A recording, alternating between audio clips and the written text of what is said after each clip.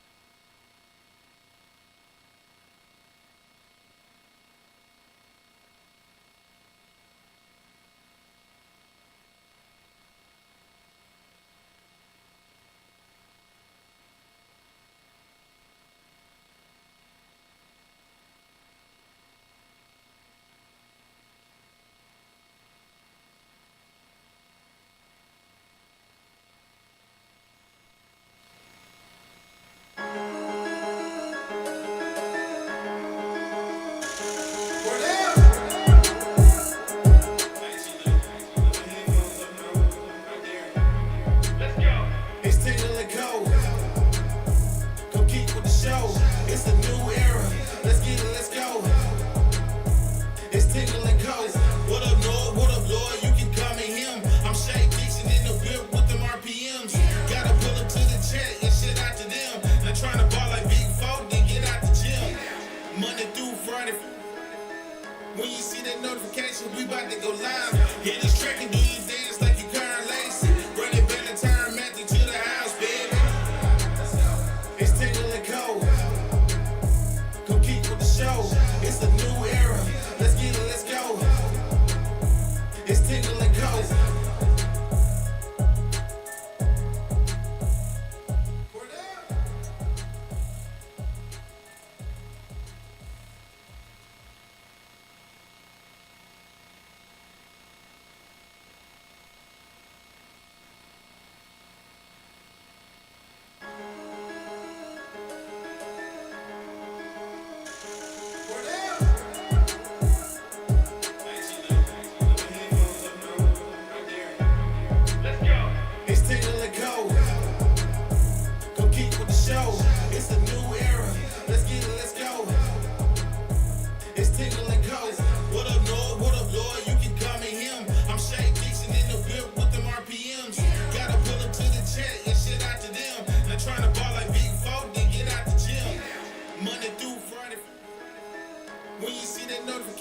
about to go live.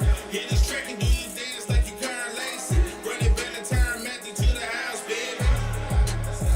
It's Tingle and Co. Come keep with the show. It's a new era. Let's get it, let's go. It's Tingle and Co.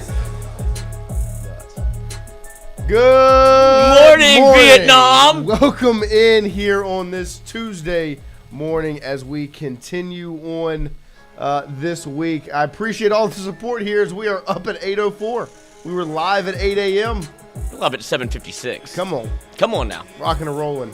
Good morning, Did I forget to Cordell, play Alex, music? Yes. Ed, but Kenny, Paul, Kai, Keep Paul. Sabrion, Chef, Carl, Cheddar Goblin. We appreciate everybody getting in here this morning, joining us, starting your morning with us.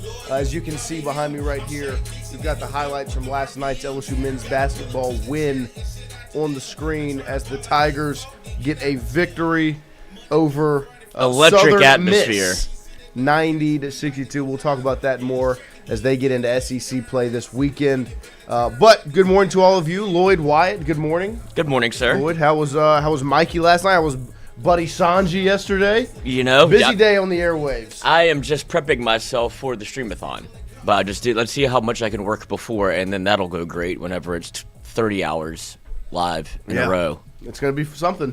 It'll be there. It will be. Be prepared for it this Thursday. If you don't know what Lloyd's talking about, we plan on going live, doing the show Thursday morning, but that will roll right into an all-day stream where we watch all three CFP games, LSU women's basketball that evening at 7. Then the portal opens at midnight. We'll have reactions to who enters, who commits, and where they commit to. We'll have Lane Kiffin live. We won't have Lane Kiffin live. We don't know that. We don't know that. I guess it's true. But we will have a lot of different guests throughout the day. Some people popping in and out. Rohan was fired up about it when we talked to him about it yesterday. We've got some other people that we've reached out to and have reached out to us that want to be a part of it. So we're going to have a full stream of content. It's not just going to be us sitting around watching football, which it will is also still fun. But it will be exciting. Make sure you are prepared for this Thursday as we will be live all day, all night, and into the next morning when we go live from 8 to 10 once again. Well, we appreciate everybody and their support. I think we have a solid maybe from Buddy, just because I don't think he understands. He was a little confused about what I was talking about. He said that sounds insane.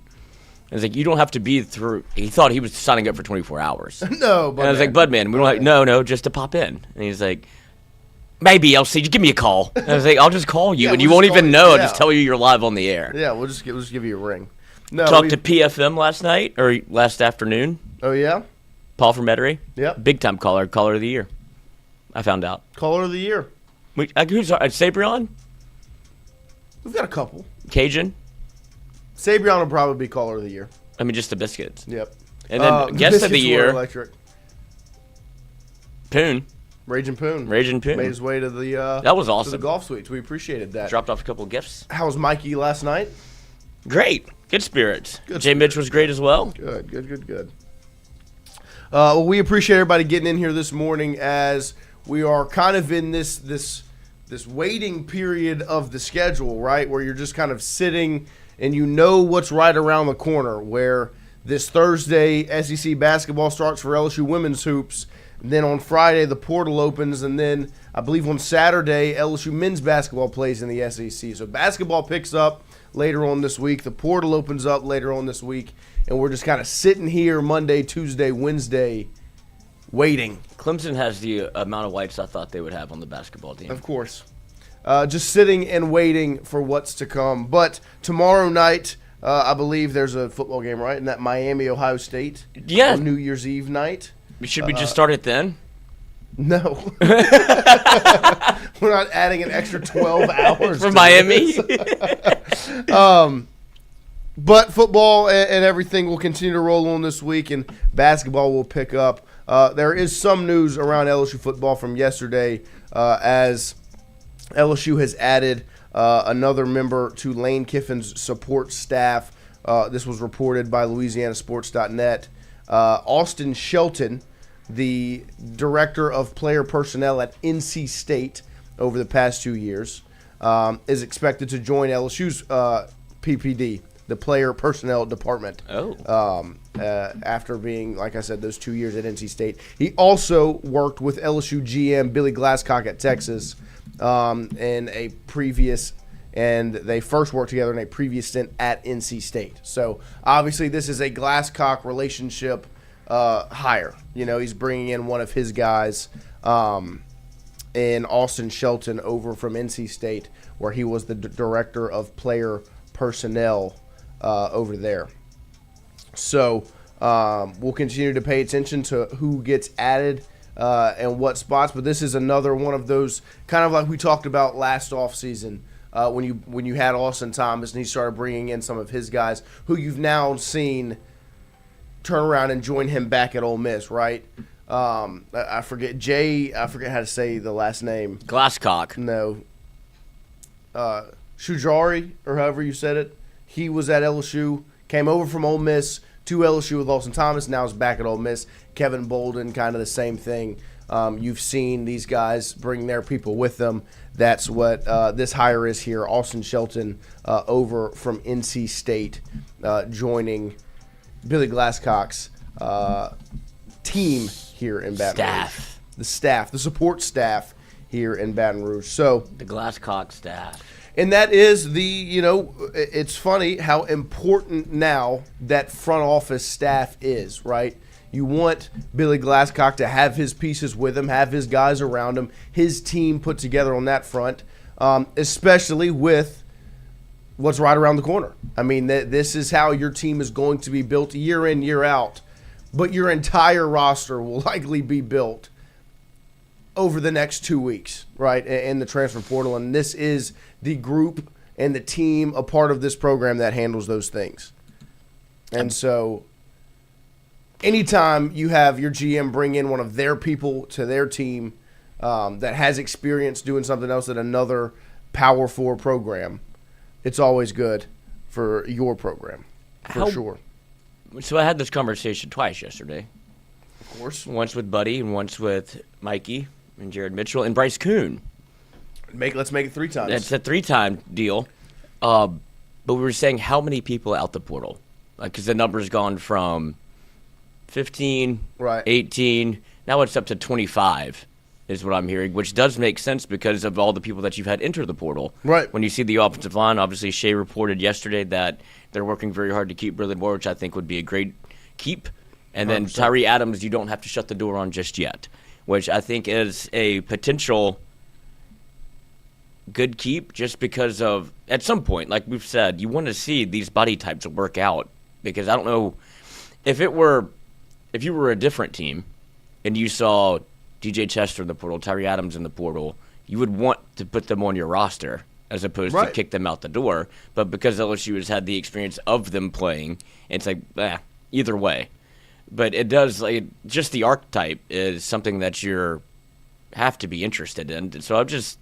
And on top of that, clearly you need like a reset of the room, but you also need a reset of the staff and see what they can do with it because and to me, you also can't teach experience, right? And all of these guys, majority of them, especially a guy like Tyree Adams, has experience, right? And so I think it's going to be obviously a tough sell from the standpoint of kind of similar to the role Chester ended up in, where you're a starter for your entire redshirt freshman year at a position on that line, and then a year later, your job has been hired, essentially. Your replacement was hired, where you start all 14 games, and then a year later, you're not a starter, Those are tough conversations. I think that's where it's at right now, where none of these guys, besides really Braylon Moore, are expected to get a starting job on next year's offensive line because even though they have experience, okay, now look at the experience, it wasn't very good. They didn't perform very well, right? And so you would love to keep them around in the building, before attrition, whether someone gets hurt or things happen, so that they can step in and play when need be. But at the same time, you also know are they starting caliber? Right. And from what you saw, maybe not really. And so for them, it just comes down to, okay, do I have the better opportunity to go start somewhere else and develop, or should I stay here, develop, and see what happens? That's what it comes down to. I don't think the door is closed on any of those guys, really. It'll just be interesting to see kind of how the money works and what they are able to actually get out of the portal. Because I do think this opens up the opportunities of, okay, we can go spend and get these guys at these positions. And then if we swing and miss on those, okay, well, now we can actually sweeten the pot more than we thought we could. Maybe pay a little bit above slot for the offensive linemen that were already here. And so we'll see how it works out. But I do think that, Braylon Moore would be a huge keep piece to retain.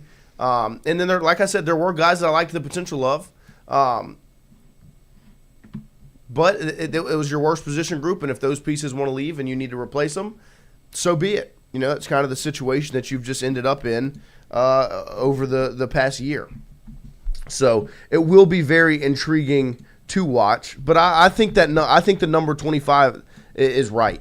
I think 25 additions through the portal is what it will be, because you are rebuilding a side of the football. You brought in 18 last season, with the majority of those being defensive guys, right? Because you needed to rebuild that side of the ball, in a sense. Now you are going to bring in, to me, 25, because your entire offense is having to be rebuilt. You have one quarterback in that room right now. We brought it up the other night watching the game. The quarterback and the running back room combined had how many scholarship players there? 4? Did we say? The quarterback and running back rooms combined had 4 scholarship players, and one of them is both. Juwan Johnson. Yeah. Right? Like, he's a quarterback and a running back in those rooms right now. And that shows you kind of how, and Juwan's in the portal. And so was another one of your backs, Caleb Jackson. And Caleb Jackson as well, and potentially what could come with Durham and or Barry, right? You are going to have to rebuild this offense, which is why you're going to have to bring in, to me, a lot of players. Like 25 players is the number, because you're going to have to rebuild the offensive line, right? You need a quarterback. You really need 2. You potentially could have to completely rebuild your running back room, and you don't have wide receivers. Like, offensively, you have to rebuild your team right now through the portal. You just don't have any position group where you can sit still. If you keep Van Buren, very much sounds like he wants to stay, right? You still need a third one. You still need so that's what I was going to ask. Do you bring in one and have Van Buren back up again? Like, would you be okay with just bringing in one quarterback if Van Buren stays? I mean, maybe. He's got experience. Yeah, no, I still think, but I think you can go get a third string guy. I mean, Van Buren would still be your backup. You just want a third body in that room. TJ Finley. Maybe, with think about Nuss, right? You had Nuss going. I don't like to do that. And going into 2024. Okay, I do like that one. Right, you're going into 2024. You have Ricky Collins as his backup, but you still go out and get A.J. Swan, because you need. I don't like to think about that either. Right, but it's the third body in the room. You knew A.J. Swan was never going to be the quarterback. He had all of his bones and skin. It's a body. He played in the SEC. Mm-hmm. At Vanderbilt the year before. And so what you did was you brought in an experienced guy to be the backup along with Ricky Collins, and they can battle it out, whatever. And you even had Colin Hurley back there as the 4th string. Well, that's not the situation, because you haven't recruited from the high school ranks. So you want to keep Van Buren, bring in your starter, and like a young developmental piece, 3rd string backup. You know what I mean? That is just there so that, say, a quarterback gets hurt. Right? You still have 2 before you get to, whoever the preferred walk-ons are, or the walk-ons or whoever, right? So you're going to need to bring in pieces. 25 players is where I have it, because also I think when you watch on Saturday, there's more defensively than I thought they were going to need. Yep. The linebacker room, I think it's going to be interesting to watch it develop because I do think they'll develop.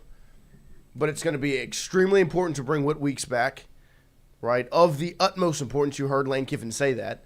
And then on top of that, maybe you want to add another experienced guy through the portal. Defensive line, you're going to have to rebuild through the portal. I like the young pieces you have. They're just inexperienced, right? You're bringing in true freshmen that are going to be really good. But they're true freshmen. If you had to power rank retention for LSU. Like position groups? No, players. Would it be, after what you saw in the bowl game, does Whit Weeks automatically jump to maybe number one on the list? Because it was Barry, right, where you just didn't want to see him walk out the door. Right. Trey does, obviously, you want to keep Pickett, feels like he's staying. So those are kind of like, Trey does and Pickett feel like they're on the team. Right. Barry is having conversations about you're trying to retain. Whit Weeks has to make a decision, but if you were to power rank those, it does feel like Whit Weeks jumped to the top. You witnessed, and that was one of my bigger takeaways. Yep. Like, and I did that NFL draft show before the season with one of these the draft professor, and he asked about Whit Weeks and Harold Perkins. I was like, they're your best players for a reason. And what you saw in the bowl game was you're missing your best players are your best players because they're your best players, not because they're juniors and seniors. No, they are your best players. And what you saw was the importance of Whit Weeks, you know? And I can't understate how big it would be for LSU for him to return. Like, that 18's going to hit like crap. And it just the leadership aspect, you saw how different it looked when he wasn't on the field and West and Perk were still out there. He was that integral to this team. And then you look next year where you're going to be younger on that side of the ball without a doubt. You want your experienced 3-year starter senior linebacker, right? Like, it would be huge. And for him personally, you go out there, your draft stock has probably dropped a good bit because you haven't played. You go out there and you get 120 tackles again and maybe an interception or two and make plays like you did against Arkansas and Ole Miss in 2024, and your draft stock's back where it belongs, and you're in a much better spot personally. So it would be he's 100% number one to me. Fonz, hashtag Ask Tingle & Co. If you were the one going into the portal for an offensive line player, would you look more for playing time with mid-skill or high potential with very little playing time? Well, really, where you're at right now, you need to look for both because you're losing depth and starting. But, I mean, you want to bring in 5 guys or however many you bring in, but you want to bring in experienced starting level offensive linemen because that's what you need. You need starters. Because your entire starting offensive line outside of the center is now in the transfer portal, right? I mean, like, who has started at offensive line for LSU? Where's my offensive line sheet in here? You know, this year the offensive line for LSU has been Braylon Moore at center, which you're looking to hold on to. And then outside of that, Tyree Adams, portal. DJ Chester, portal. Cohen Eccles, portal. Carius Kern, portal. Josh Thompson leaving. Weston Davis still here. Mabanga, portal, right? Like, everyone that started at outside of center is in the transfer portal. You know, like Ori Williams, transfer portal, right? And then you have to do Solomon Thomas, you would imagine. Right. Because he was AlexAtkins.com. Right. You would see kind of the direction that it goes with some of those other guys. But, you know, just going down the list. And then there's Bo Bordelon, right, still around. There's Brett Bordelon. You still have some pieces that are in the room. But, like, right now, you need to go get starters because you don't have a starting offensive line. So you're going to spend money to go get starters. And we'll see kind of the way it shakes out. David Reed, do you think LSU is telling these players to enter in players? I mean, the O-line. I don't think it's a straight up, hey, get in the portal, we have a spot for you. But I've heard, you know, the same as majority of y'all have probably heard, the conversations around, hey, we know you were making this much on that stat with that staff and on that roster. This is what we have you slated as. I know there's a big difference in it. If you want to go see, you know, what the the market is for you, feel free. You know, like that. I think there are conversations around money, and I think at the same time, LSU is not in a position where it's like, oh, that really hurts these guys entering. You know, like these linemen enter. They're not in a position of, I don't think they're surprised, but I don't think they're forcefully pushing them out the door. Do you think you don't forcefully push Carius Kern out the door? Right. I don't think that's happening, right? Nobody. He's a 18-year-old true freshman 5-star that has shown the flashes, maybe needs to work on his attitude a little bit, but is a talented and gifted athlete, right? You're not shoving him out of the door, but what you can be saying is, hey, I know Brad Davis was willing to pay you this much. That's not where we're at on the scale. You can go test the market if you like to. Well, certainly, like, because now you're starting to hear some of the – and it's hard to give any – I don't want to say credence, but, like, I don't blame a Carius Kern for not wanting to go to work whenever the LSU football season was the way that it was. Like, it's very easy. Like, obviously you want your guys to be bought in and absolutely be 100% all LSU and do your job and come to work and do the thing. But it's whenever I don't even know if I'm playing or not, and we're ass, and my coach is going to get fired, it does become very easy to kind of slip out the door and not go to work as much as you'd like to. And that's the reason I'm saying all this is it feels like it was a Brian Kelly thing. Like, where it was very easy to, oh, well, he's checked out, I'm checked out. Well, yeah, and it just didn't go the way that you want it to. Yeah. So it's like, I understand you're not going to be 100%, but if you're Carius Kern and you did get the opportunity to play, that's when you should maybe see, I'll reevaluate. Because, and I'll ask you this, if you heard the numbers, would that change the direction of the conversation at all? If it's like he's getting this, it's like, oh. 100%. I think that it's probably, I think it's pretty obvious that the last staff was overpaying for these guys. Well, and you saw, and that's where I get to the, now do you want to pay them again because of the experience they have or because of the experience you saw where you're like, we have to reevaluate this? It does feel like LSU just spilled cash. Like, yeah, well, whatever it takes. I think it's a mix of both with this offensive line. You are willing to pay for the experience they have, but you're not paying them to be starters. You would be paying them to be depth pieces and battle and compete for jobs, right?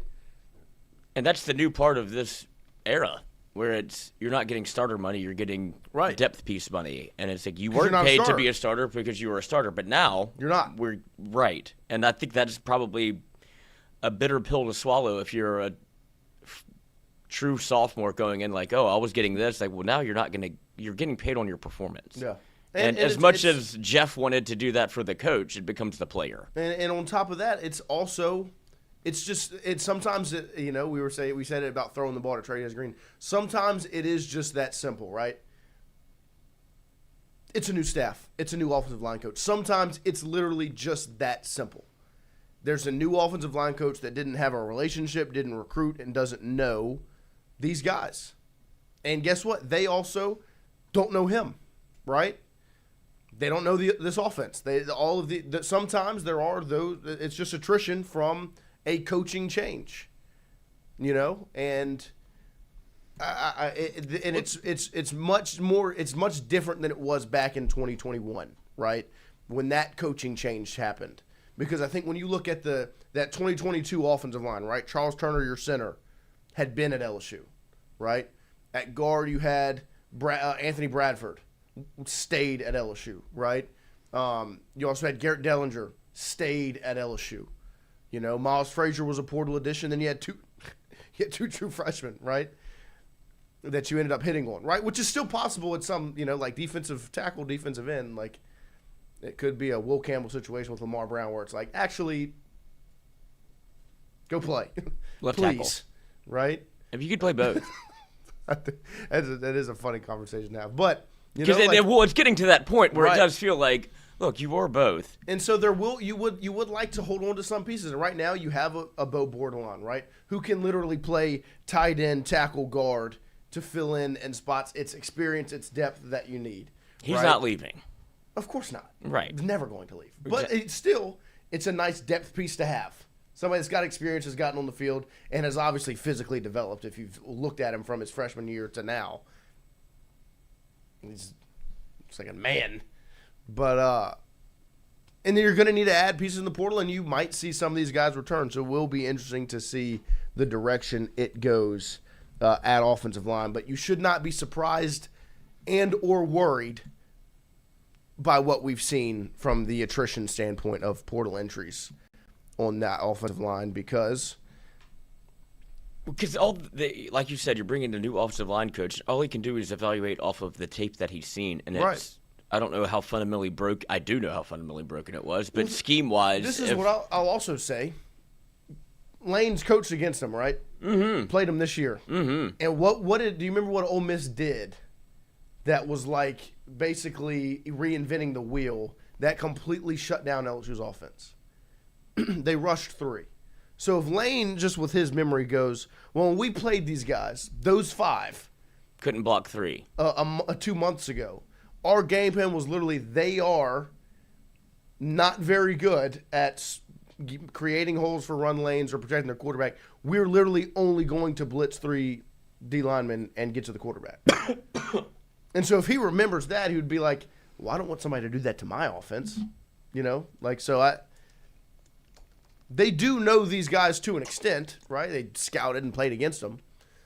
So we'll see how it shakes out. I did, and I have this in the document, Lloyd. Michael Cauble and WBRZ put out LSU Cornerstone pieces needed to build into 2026, and it was a list of players that they saw as cornerstone and important pieces for LSU moving forward. It was 1, 2, 3, 4, 5, 6, 7, 8, 9, 10, 11 guys total, offense, defense, and special teams, that could be held onto prioritizing in Baton Rouge for going into 2026 from this past roster onto the next. Like we said, back in 2021, you held on to a lot of key pieces from that 21 to 22 roster.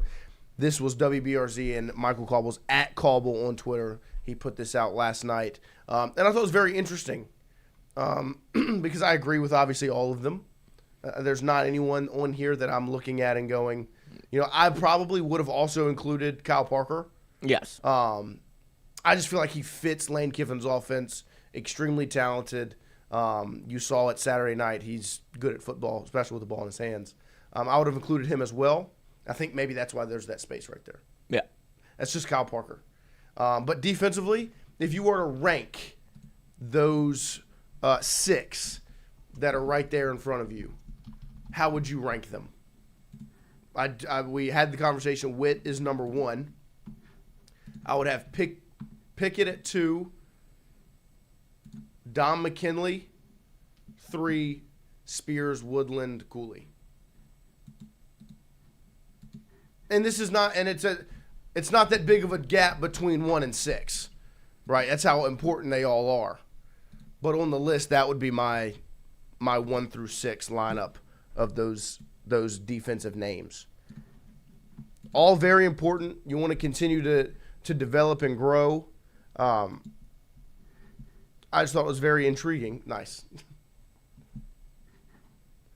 Slide it over. There we go. There it is. Yep, right there.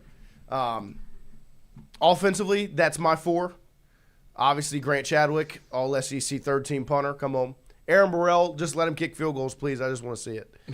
But defensively, I think there's more of a conversation on these 6, right? How would you rank 1 through 6, Lloyd? 1 through 6 on obviously what weeks is 1. Right. Pickett is 2. Just because I do think there's a version of the conversation where you feel very solidified in who's staying and who's going, right? It feels like Spears is going to stay. It feels like Pickett is going to stay. Woodland's going to stay. Dom McKinley is a question mark to me. And then what weeks you're having a conversation about you have to get him back. So it would be Witt, Pickett, and then Spears for me. Really? Because I just think that you've seen enough. Yeah. But you did see you saw how important safety play is for an LSU football team, and Deshaun Spears is probably the next one up. Like, I would love to get Cooley back as well, but you saw how much of a difference maker A.J. Halsey was. Yeah. That was the biggest takeaway of he kind of ran that entire defense, and you saw some angles about Cooley where, like, maybe you do need another year. I don't know why he wouldn't come back. Of course, no, I don't. And same thing with Spears where it was a true sophomore. Like, come back and be a starter. Now you've gotten some experience, but now you get to come like breakout year. Same thing for P.J. Woodland, where it's like you could be on the other side of Pickett. And for Pickett, you saw what it was like without having Mansour Delane. Like, you did hit in the portal on the defensive side. You saw how much of a difference it was to not have them on the football field because you gave up almost 50 points. And so now there's some nice pieces, but I wouldn't be surprised if they go and look at the portal and go, we need another corner. Right. Are these our 2 starting safeties? Like, is there somebody? Because it's a matter of who gets in there. This could be a difference maker. Of course. You saw Halsey, and once you put on the tape, you're like, oh my God, yeah, absolutely, get. Same thing with Bernard Gooden. It's like, oh, if you can, go. Don McKinley, you would expect to be able to have this breakout year, but it's very interesting that his brother decommitted from LSU, goes to Ohio State, so I wouldn't be surprised if he flirts with a bigger offer. Yeah, like, you're going to have to compete to retain. Right. To me, it's Ohio State and A&M are the threats there. E-Rob back at A&M. Right. And obviously his brother ending up at Ohio State instead of following through with his commitment to LSU. My 6, like I said, Witt, Pickett, Dom, Spears, Woodland, Cooley. I think me and you were just flip-flopped on McKinley and Spears. And I think Witt returns. I think Pickett's locked in. Dom is a question mark. Spears, Woodland, Cooley, I all think are back. Dom is the only one out of that group, to me, that I would be kind of like – that I'm paying attention to, potentially, for what could happen, obviously. And that's no inside sources. That's just me with a hunch, just because E-Rob is back at A&M, and obviously his brother ends up at Ohio State. Obviously, Grant Chadwick, Aaron Burrell there, special teams-wise. Potentially bring in a place kicker through the transfer portal. I know there have been some rumblings about Ole Miss's place kicker potentially. Because right now, losing Ramos, you don't have a guy that has kicked a field goal in a game for you, right? Aaron Burrell, obviously, the potential and the way the ceiling, right? The expectations are very high, but you haven't seen it. We've seen it at practice, but you've never in a game.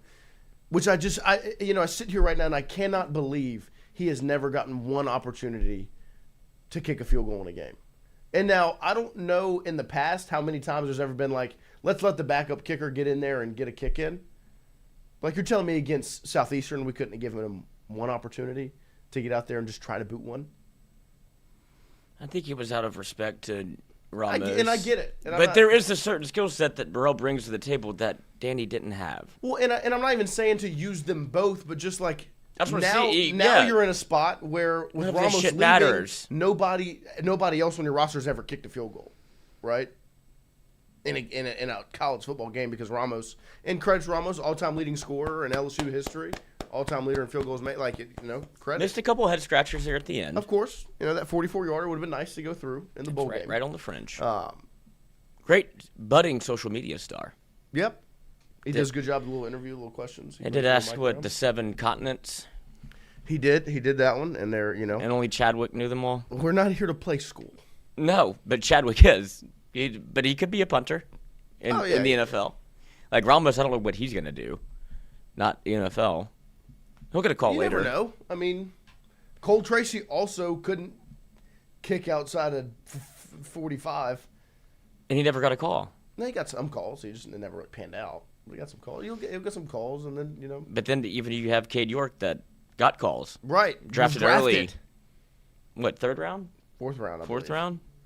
But it also depends on where you go. Yeah. It's hard to kick in Cleveland. Yeah, I mean, think about McPherson, right? Ended up in Blake Groupie. Right. Whatever. I mean, I tell you what. It was funny to me. I saw the other day, and this is off track, but Blake Groupie, when he got to Indiana, he was like, it's real nice to be playing what did he say? What was the term he used? Meaningful football? Yeah.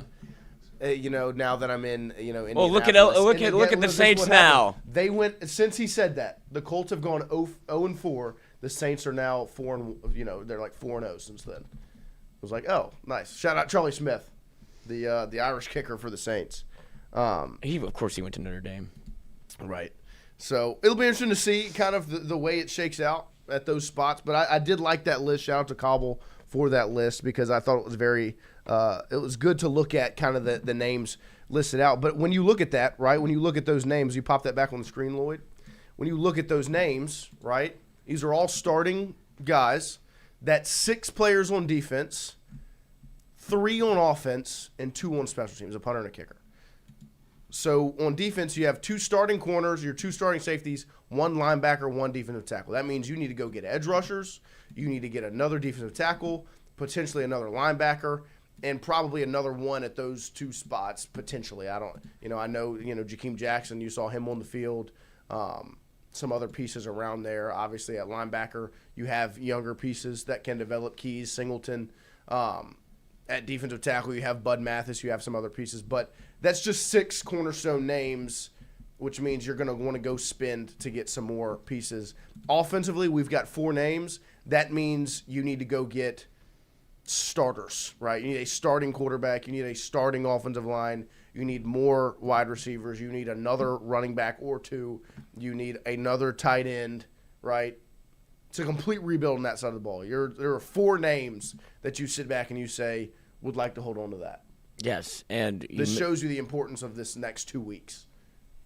It does feel good to know that there's very much an emphasis put on it, because your coach is not shying away from how impactful this portal class could be.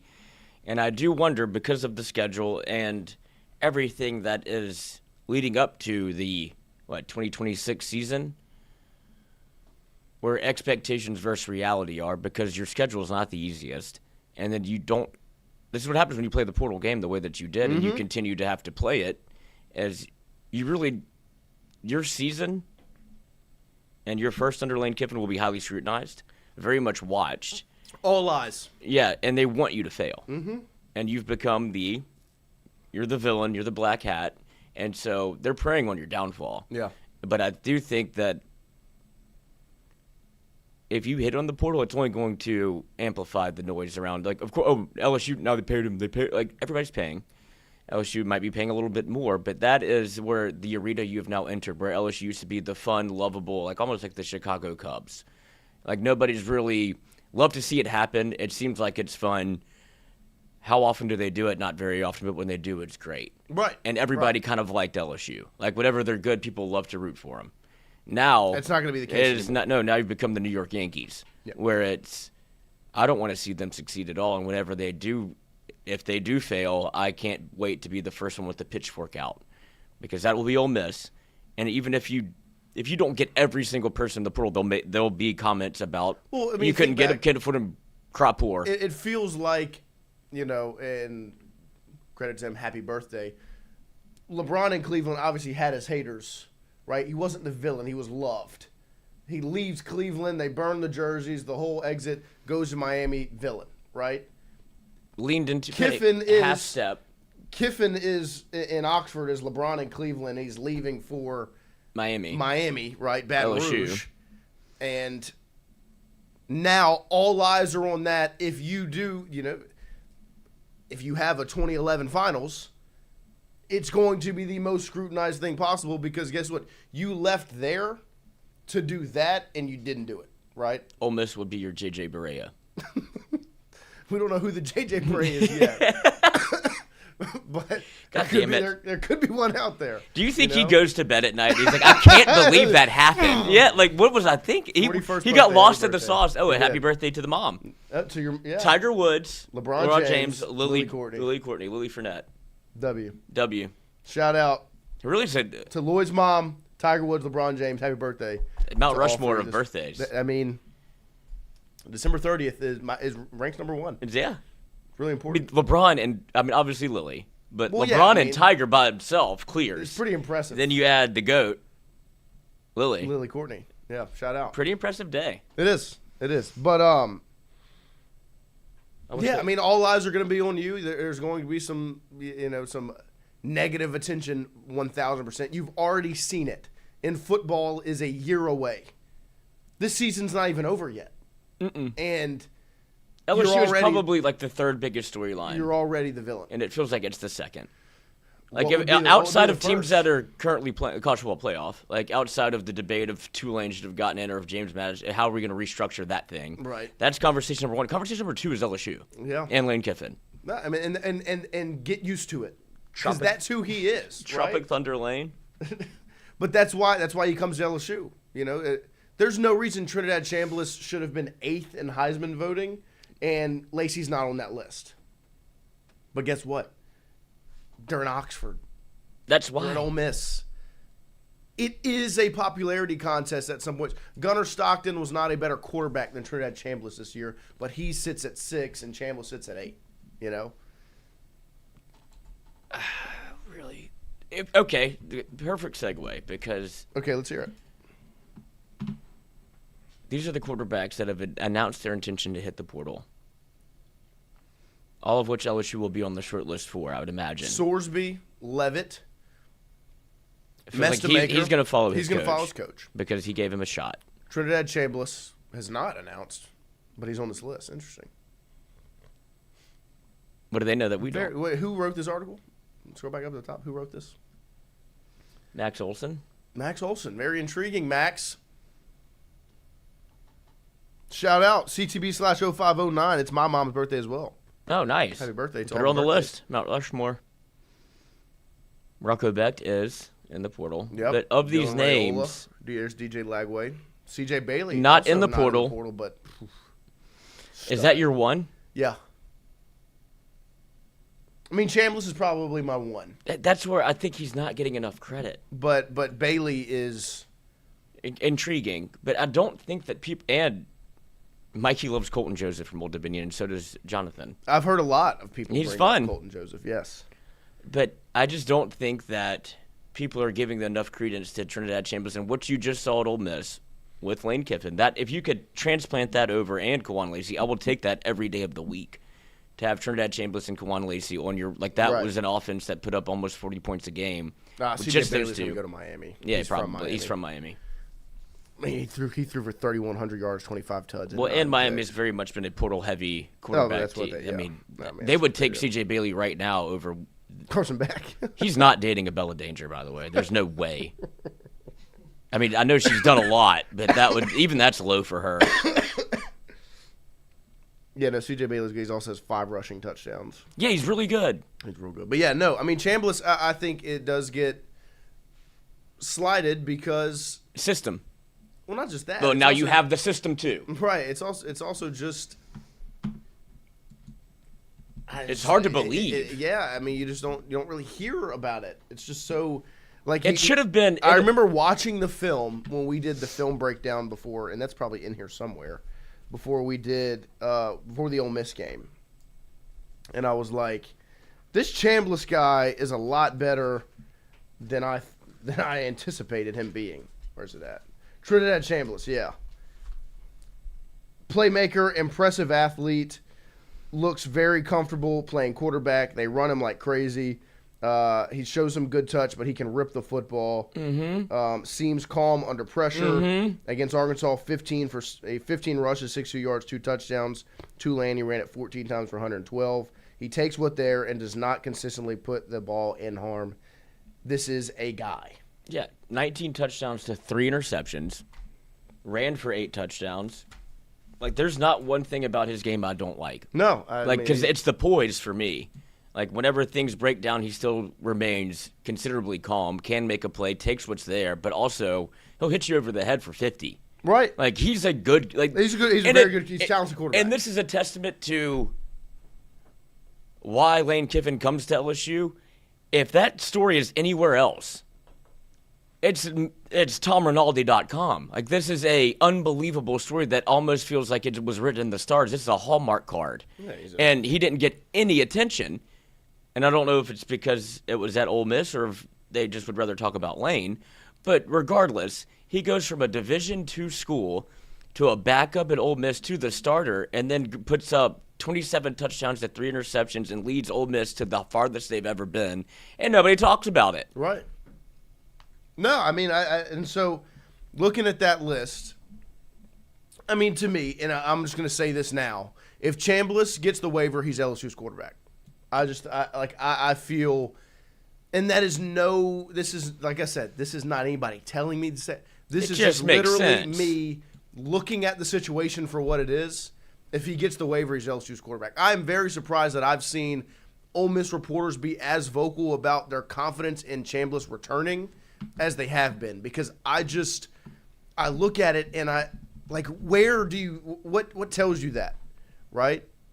What makes you think that he's going to stay on a roster that his head coach and his offensive coordinator are not at, right? The guys that recruited him from a D2 school brought him there and helped him get into the Heisman conversation.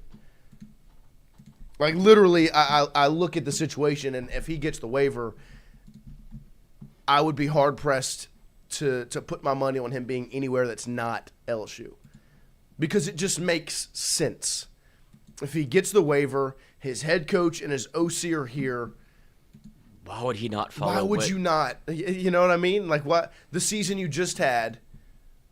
Change your potentially life. the pieces they can put around you at a bigger brand, in front of more fans, in a cooler stadium, with more attention and more eyeball. Like, it just makes all the sense.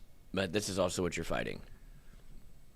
This is Tom Morris. That's the lawyer that is representing Trinidad Chambliss, who has been very active and against LSU and what they were doing against Brian Kelly. He was very vocal about it. Well, he is the guy. Right, and this is what. But these are the things that concern me about trying to get a waiver. Whatever you have, Gonzaga transferred Tyon Grant Foster has NCAA denied after he had 2 heart surgeries, missed 16 months of basketball, and they just said no. Why? Don't know. Interesting. And now I mean, waivers are.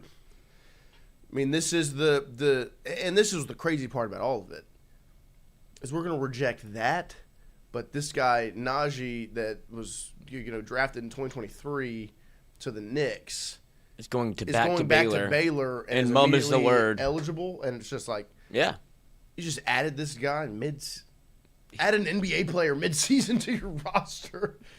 I mean, LSU should go get LeBron. No, Ben Simmons. Bring him back. Yes. The fishing? Gus. He's shooting. He's wrong-handed. Of course, yeah. He always has been. I told you. You know how stubborn you have to be. I told you that when he was at LSU, he's wrong-handed. Why? He shoots with the wrong hand. It's pretty impressive. He puts the ball, and I don't remember which hands he shoots with his left hand. Left hand. But so he puts the ball like this, right? Which if I was holding a basketball like this, what would you think? Which hand would I be shooting with? You're right. Right? My right hand. It would be this number right here. And this feels awkward because I'm left-handed. But he literally holds it like this, and then does this. It makes no sense. But whatever. I think when you look at the Chambliss conversation, it just comes down to that waiver. And okay, but this is the conversation we'll do. Since you bring that up, Lloyd, waiver gets denied. Mm-hmm. Right? Sure. I don't want it to be. What's the play? Who's next? I think it's going to be Levitt. Really? It feels it's not somebody people are high on him. I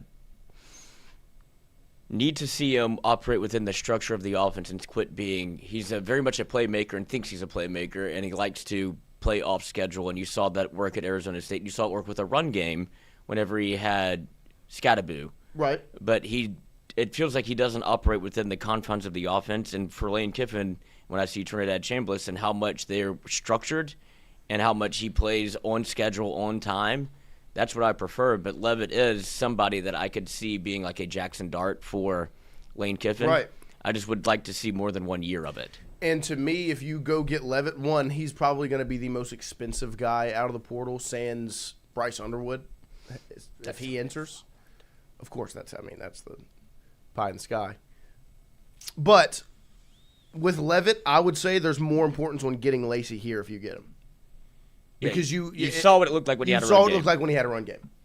And if you bring in Lacey, and hopefully you bring in an offensive line that can block for these guys, right? That's the next thing. Like, you get the quarterback, you got to get somebody to block for him. And so it'll be interesting to see the direction they go if this waiver doesn't go through. What were they doing in Philly? Like, this inspires no confidence. Bink. Doom. No. Bing. Trust the process, did he baby. the right hand was a right-handed. little bit stronger. But, like, they're not excited to do that. No, I don't want to do that. But, no, I would like to – if you get – it does feel like you're getting Quan Lacey, right?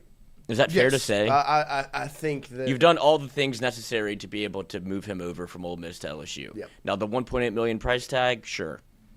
I don't know. How much money do you think LSU was willing to spend in the portal? If they spent $20 million – and now it feels like this is the direction you're going for the foreseeable future with Lane Kiffin, the portal king. They're going to spend $30 million.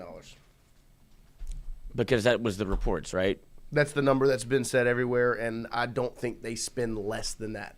If you were getting a pot of money, you spend the pot of money. Yeah, I mean, it's a surplus. I'm not gonna explain it to me like I'm 5. I'm not. I'm not gonna budget. Like I'm not gonna save the. What am I gonna save this $1 million for? Right. Just throw it at. And you saw that. Right. And because like right now, okay, so if Lacey's 30, that puts you down to 28. Right. You have quarterback is. Quarterback Levitt would probably be like 3. I would say 4. I would say like 5 to 8. Really? Okay, so we'll go 5. Just call it 10.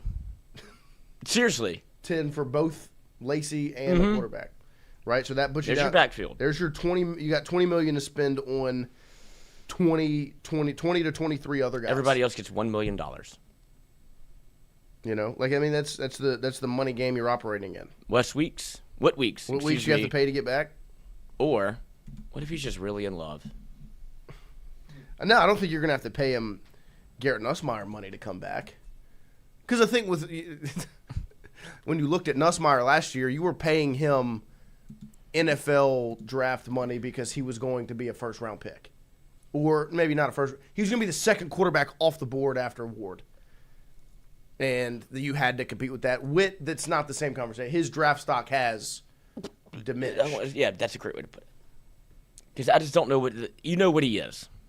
And that's where you can have the conversation. And he didn't get to play. Right. It's the biggest thing. He didn't play. He got hurt. And I mean, he played on a broken ankle, then sat out, and then just didn't, got back on the field so they could get the picture of weeks on the field. And that was it. Come back, get another 120 tackle season, handful of sacks, some TFLs, maybe an interception or 2, force a fumble. God, that was electric. You know what I mean? Like, it was pretty fun when he's on the field. Like, do that again, and you might get back into being a second-round pick. Because that's part of the conversation with Witt, where it's like you know who he is, right? Like it's very, very, very high floor. Ceiling is it's a shotgun home.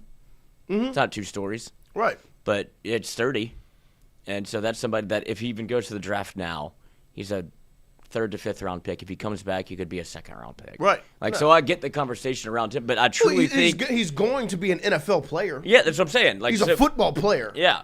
He'll run down on kick. No doubt. No, I'm saying that's where the floor is. Right. He'll always make a roster. He'll always be on 53. Yeah. Always. But I think he's a good football player. What you pitch to him is the Lane Kiffin aspect, I think, is interesting. It's certainly a dynamic. But he just feels like one of them balls that college is awesome.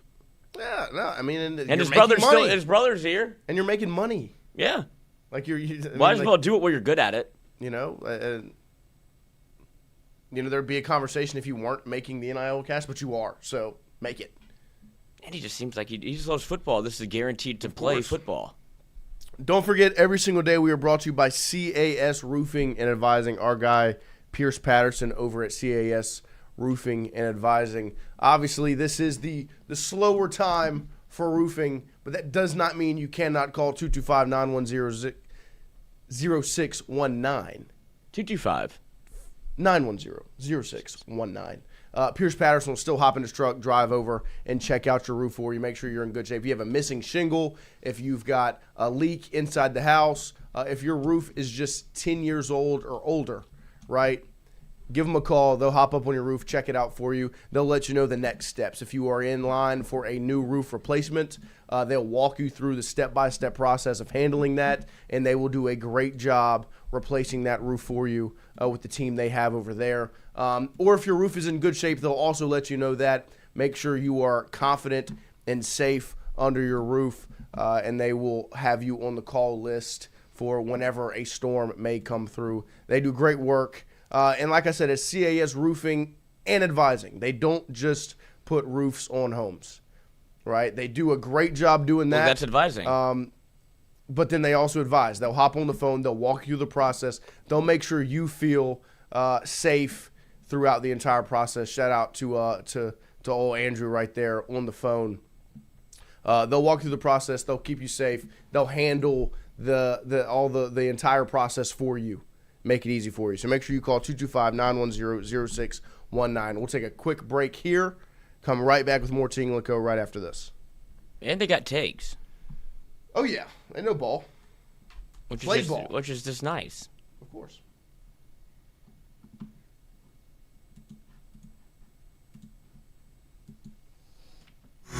Wardos was created in honor of Alan Ward Granning III, fondly known by family and friends as Wardo. In 2019, the oldest brother of the tribe passed away unexpectedly. His remaining siblings and loved ones wanted to honor his memory in a special way. In 2022, Ward's family decided to combine the need for a sandwich shop in downtown Natchez with a desire to pay tribute to Ward's love of good friends, good times, and great food. Through blood, sweat, tears, and countless hours of hard work, Wardo's was born.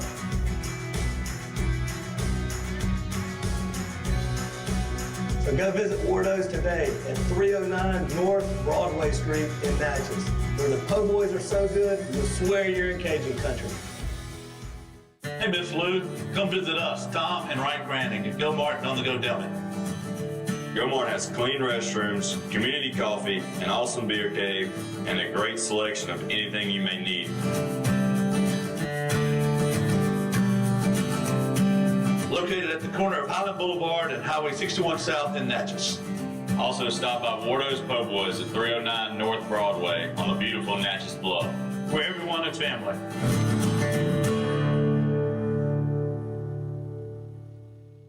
When it comes to your home, the roof over your head matters. At CAS Roofing, we don't just install shingles, we build peace of mind. With years of experience and a commitment to craftsmanship, our team shows up on time, gets the job done right, and treats every project like it's our own home. Whether it's repair, a replacement, or storm damage that caught you off guard, CAS Roofing is ready. We're local, we're dependable, and we stand behind every nail, every shingle, and every promise we make. Because at the end of the day, it's not just about roofing, it's about protecting what matters most. CAS Roofing, built on trust, backed by quality.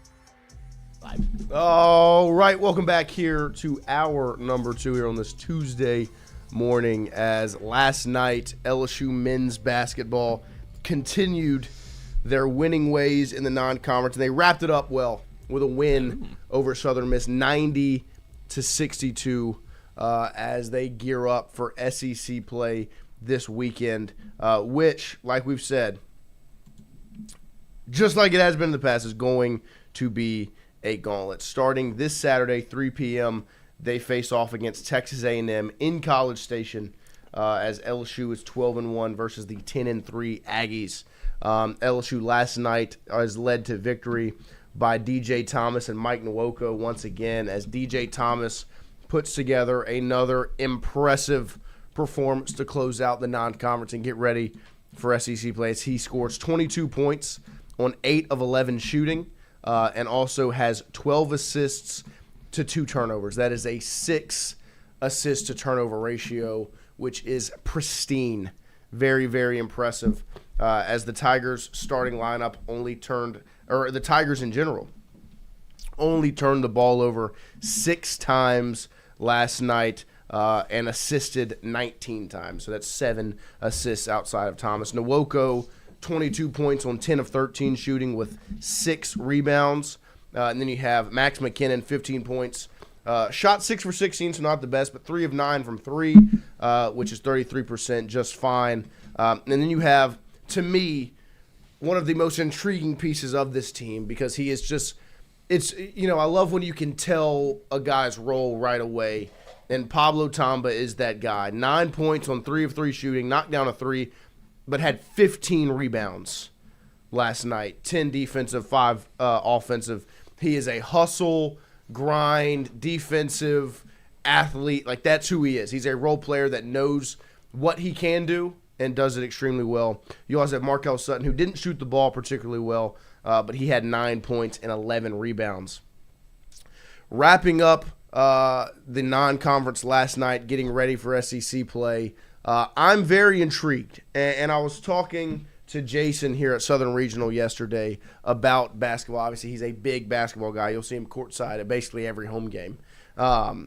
I was talking to him yesterday about this team because they are very intriguing. There is a lot of pressure on this season, but not a lot of excitement or conversation around it. They just went through the non-conference and didn't play a bunch of extremely good teams, but they went 12-1. They handled business. They had some good wins. They beat a Boston College team that's not that good, but it's still a Power 4 opponent.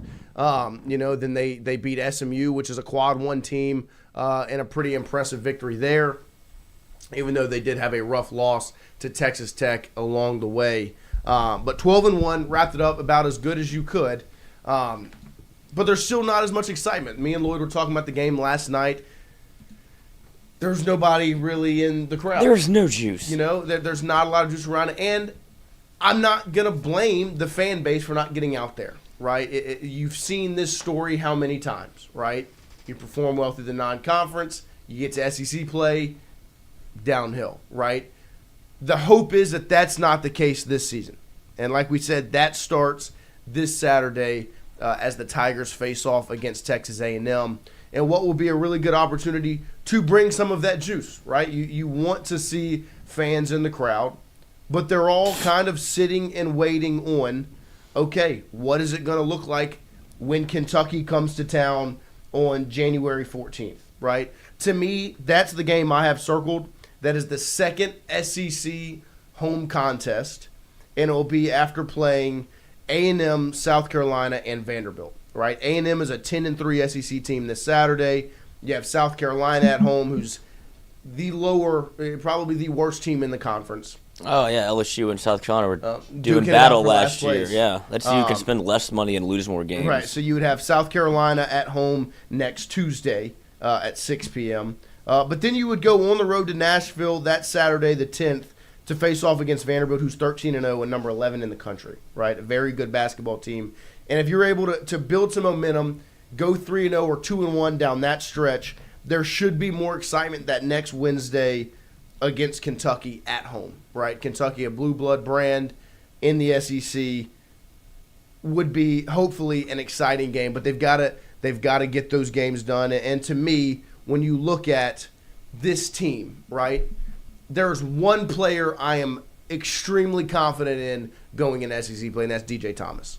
He is worth every penny you spend on him. He's the most expensive player on this roster, and he's worth every cent because he's that good. 22 points, 8 of 11 shooting, 12 assists to two turnovers. That's a 28 plus minus. He played 35 minutes last night. He also had a block. He only fouled twice. He had a defensive rebound. He is playing such good basketball. And then you have guys that are physically prepared for the SEC. Nwoko, Tamba, Sutton.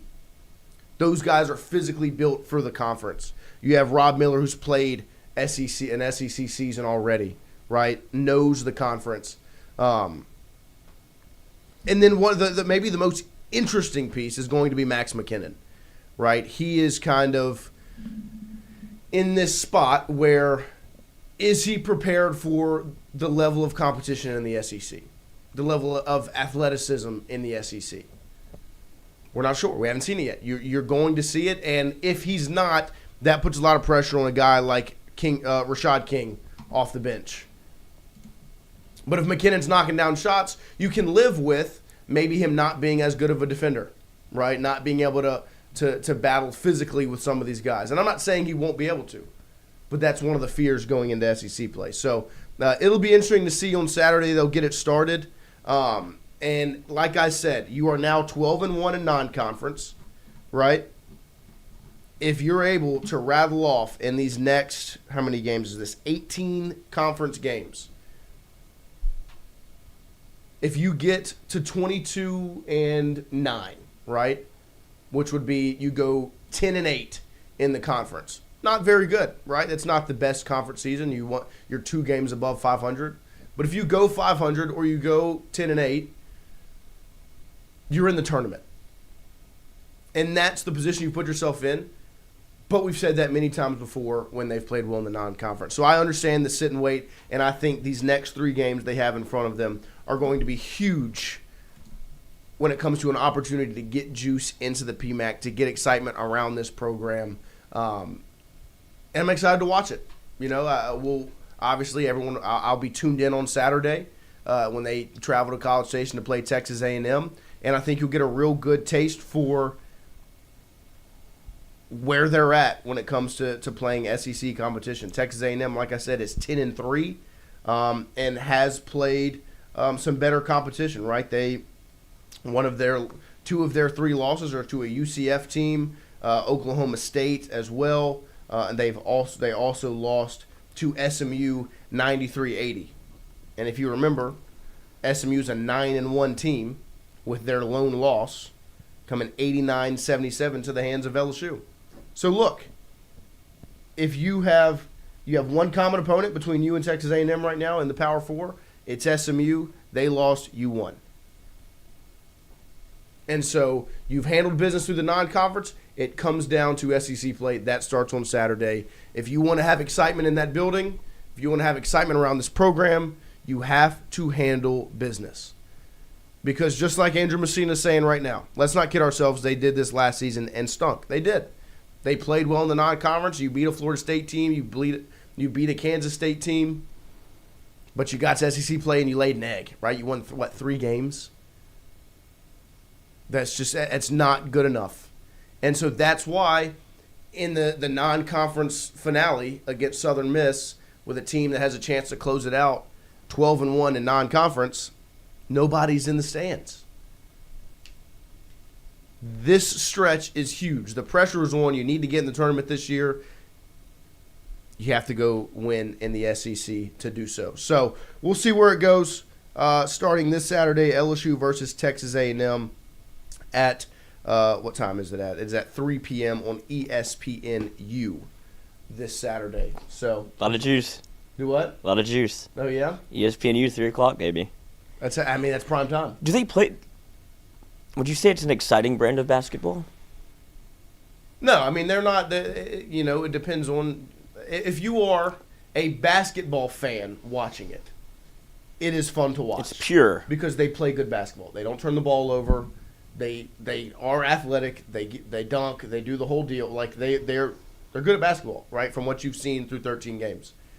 But what they're not doing is they're not forcing turnovers, running and gunning up the floor. It's not this fast brand of basketball where they're hounding you defensively, turning you over in the backcourt, getting breakouts, getting runaways, this whole thing. That's not who they are. But what they're doing is they rebound much better. It's hard to cheer for that. They take care of the basketball much better.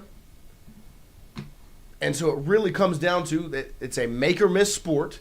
It comes down to if they make or miss shots more than any other team because they're not doing the other things, right? They're not forcing turnovers. They're not pressuring you full court, right? And maybe that's something they just haven't done yet and they will do when you get to conference play. That is possible. I think they have the athletes to do it. When you get to a lineup of DJ Thomas, Rashad King, Markel Sutton, Pablo Tamba, there's no reason you can't pick up full court and try to force some turnovers. But they do other things better than they have done in the past. They're not – last year they were averaging like 16, 17 turnovers a game. Ugh. Right? This year, last night they turned the ball over 6 times. And if in the SEC that's going to jump. But even if you double that number, that's just 12 turnovers a game. And that's significantly better than you did last season. There were games where you were turning the ball over 20, 23 times. You have a point guard, you protect the basketball, you rebound much better. They're solid on defense. They're not extremely good on defense. They're nothing crazy. But this is also against the non-conference. We'll see how it translates. But really, this team, it comes down to if the shot's falling or not. That's just who they are. If the shots are falling, they can give you an SMU performance. If it's not, it can look like Texas Tech. Those are your 2 real Power 4 examples. You've seen when the shot does fall and the shot doesn't fall. You win 89-77, you lose by 20 or whatever it was against Texas Tech. So we'll see where it goes, but there should be some excitement and intrigue, but that can all go away really quickly if they lay an egg on Saturday. So we'll see kind of where they go from here. Obviously, LSU women's basketball as well gets SEC play started this week, this Thursday night, 7 p.m. against Kentucky in the PMAC. And I expect that to be the opposite of what we said, where there wasn't much juice or excitement in the PMAC last night. This Thursday, that place is going to be rocking. It's LSU, number 5 in the country, versus Kentucky, number 11, I believe, in the nation, at 7 p.m. on New Year's Day in the PMAC. Oh, God. Talk about fireworks. We'll be here. We will be here. We'll be watching it. But I expect a lot of people to be in the PMAC getting ready for that basketball game because this is the gauntlet that really gets people bought in to the product, right? You're about to play an SEC schedule, and if you go through and you dominate and you play well and you do what you did against a non-conference, all of the doubters and the naysayers, it's all gone, right? There's no more, well, they haven't played anybody. There's no more, well, we don't really know because they haven't played anybody. Of competition, right? You're about to go play the number 11 team in the country. And I do think, regardless of the result, I think you can still look at the LSU women's basketball team and say, like, yeah, they are number 5 in the country. Like, regardless if they win or lose against Kentucky. Right. That's why they haven't moved. Talent. Yeah, the talent is still there. So you'll drop a game at some point.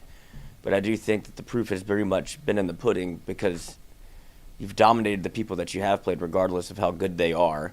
But you've seen how elite this team can be no matter who they play. Right. But I don't think they're going to go they're not going to be Indiana in 1986. They're not going to go undefeated throughout the entire year. But I do think this was your first litmus test to see what you're actually maybe capable of. But even in a loss, I still think that when you fast forward to March, they'll be around. Oh, 1,000%. No, I mean, this is an extremely talented roster, like I've said. I don't remember which game it was that I watched. All of them. But no, I'm saying when I watched it and then I put money on them to win the national championship because that is how talented this roster is. But talent, like we said, only gets you so far, and they have the coaching. I know they do. But there's a mentality factor that we haven't seen yet, right? They haven't been tested because they have not run into adversity. They've had Duke. They've had one adverse moment, right, where you go down against Duke in Cameron Indoor, and you fought back. 16-2. Right. It was 17-2 actually. 14-1 maybe at one point. You had to battle back in that game. That was your adversity, right? But you're about to go through this schedule, right? Like I said, that first week of SEC play where you play Kentucky is number 11, right? Vanderbilt's number 12. That's this Thursday and the following Sunday. And then you have Georgia next Thursday, who's unranked but 14-0. And then the Sunday after that, you play Texas, who's number 2. And then a week later, you play Oklahoma, who's number 8. Right? SEC really dominates this like thing. That. Well, that's who the SEC's always been. If they want to be good at the sport, they're going to be. They can get the athletes. They have the money. They have the facility, the whole, Yeah. At one point, the rigors of academia are not the reason. At one point, it was like, oh, we can spend some of this. They were like, oh, we can spend some of this football money on these other sports, or like we can use some of the attention from football to be good at other things. And it was like, oh, well, let's do that. And now they're just good at everything. And part of this is what maybe why there's not a lot of juice around the men's basketball, because when I think of LSU women's, I think of the personalities and the brand and how well it's been served to you. That's partly Kim Mulkey, but it's also having Flau'jae Johnson and having people like that are kind of lean into the camera more. Like, I can't tell you, it's like men's basketball doesn't really. Well, you have to win. Yeah, but also it would be nice to maybe put them on a platform a little bit more. Yeah, but you wouldn't care about the platform if they're not winning. Like, Emmett Williams was fun. Yeah, you were winning. Yeah. Like, as much as I agree with your point, it genuinely comes down. Yeah, well, yeah, nobody wants to. You can't act. Winning. You can't be an asshole and lose. And so you can't really put anybody up on that pedestal yet until. But who would it be? You win. I guess is what I'm like. Some of these personalities from the Will Wade team just like kind of pop through the screen. Of course, it was hard to ignore. Well, it starts with that your head coach. Yeah. And right now you have a head coach that's just milk toast. It's just not who he is, and that's no disrespect. It's not a bad thing that he's not. A million ways to skin a cat. It's just not who he is. Yeah. You know, unless he wins. He likes to get fired up. Of course. I mean, he's still a competitor. Like, it's not just because he's not loud and in your face and this gregarious. Right. It doesn't mean he's not a competitor. He's still a competitor. He still wants to win. You know, and so that's really what it comes down to. If you win, then you have the pedestal to put yourself on and bring attention, but you have to win. Like, that's really, it's as simple as that. You just got to win. You know how insane you have to be a college basketball coach, or just a college coach in general? Like, your competition streak. Like, to be... Right. Like, what's Matt McMahon's, like, arc? What is it, Murray State? Before that, and then to get to LSU, and it's just... a mid-level-ish... grinder. Uh-huh. And especially when... I just don't even know what the end goal is. Especially when you're at a spot where you can literally stay there. Like, could have stayed at Murray State and done that forever. But he wanted to go up, accelerate himself. Let's go. You know, next step, right? So we'll see. We'll see how it goes, but it starts this Saturday, and LSU women's basketball starts this Thursday. We will be live right here watching it on that TV that you can see right behind me, where for some reason we're watching Indiana State and Duke from, I think, maybe a month ago. This is YouTube, baby. It's just been the whole game. Yeah. Shout out to Indiana State, Larry Bird.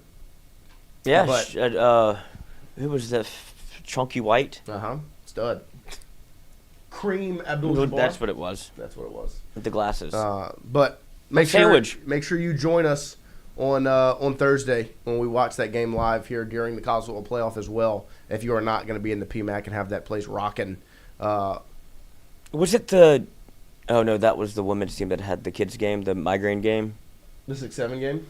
Mm-hmm. They did 6-7 last night. They had 67 points, and then Lynn Rollins did it, not as to the extent of course, the women's game. It wasn't a field trip game. But the I don't know who his cohort was, but he was very much. Oh, I was somebody that went viral over the weekend. I don't know if you saw this, and they replayed it. I was like, that was insane. Insane, absolutely insane. Absolutely insane. I don't think it's going anywhere, like we say. Especially that, like they leaned way into it, and so now it's going to be a thing every time. It is regardless if they have those going anywhere. I did want to revisit something. I wanted to judge myself this morning. Before the season, very optimistic. Before the season kicked off, if you remember, if you've been here since then, if you haven't, you can honestly go back and check it out. We still have them up. We did position room breakdowns for LSU and Clemson ahead of the season opener, right, to get ready for that 1-0 start. And guess what? It feels like a lifetime ago. It was successful, right? But we and I have it in this notebook, graded each position room here in Baton Rouge with LSU. And I wanted to go back through that and look at, now that the 2025 season is over, done, forget about it. This is how we're going to close it. We're going to look back at what I graded out these different positions. Be a great teacher. Huh? Be a great teacher. Very lenient. Yes. Very optimistic.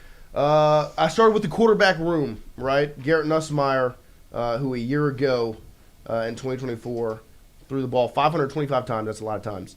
64.2% completion percentage, 4,052 yards, 29 touchdowns. to 12 interceptions. Let's pull up Garrett Nussmeier's 2025 stats right here. 12 touchdowns, 7 interceptions. Yeah, it was not pretty.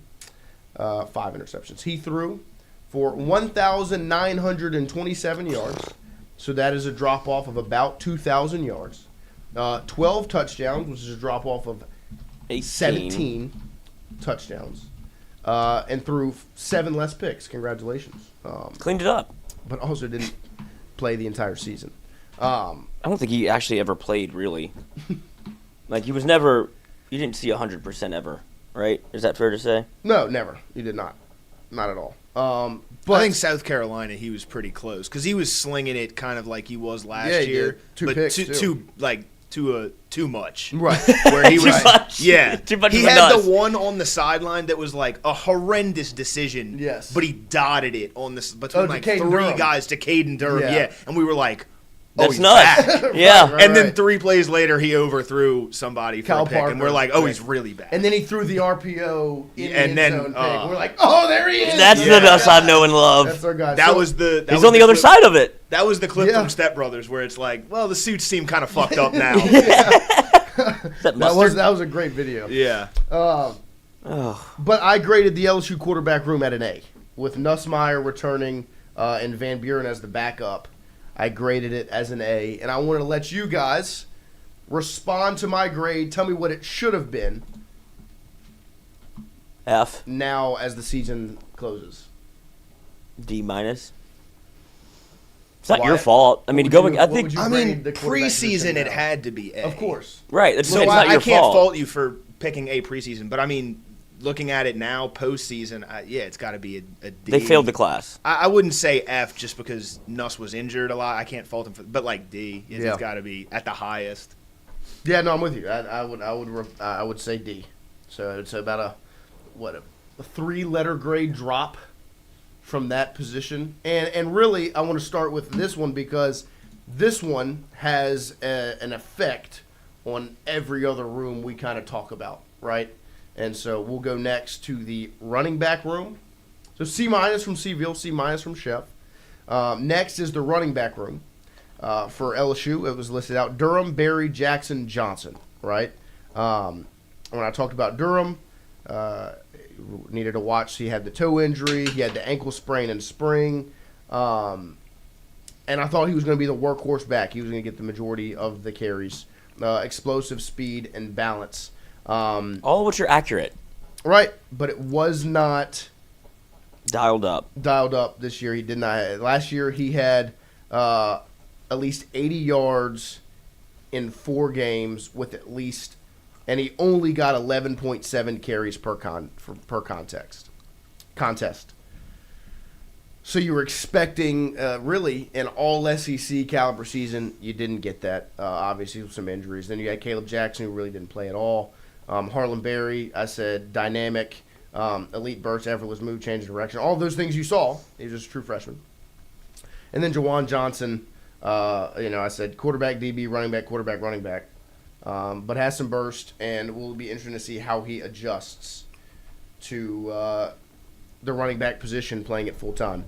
I graded this room as what I put it as? B minus. A B minus. It was a B minus running back room with the potential to be an A if Durham was all SEC caliber.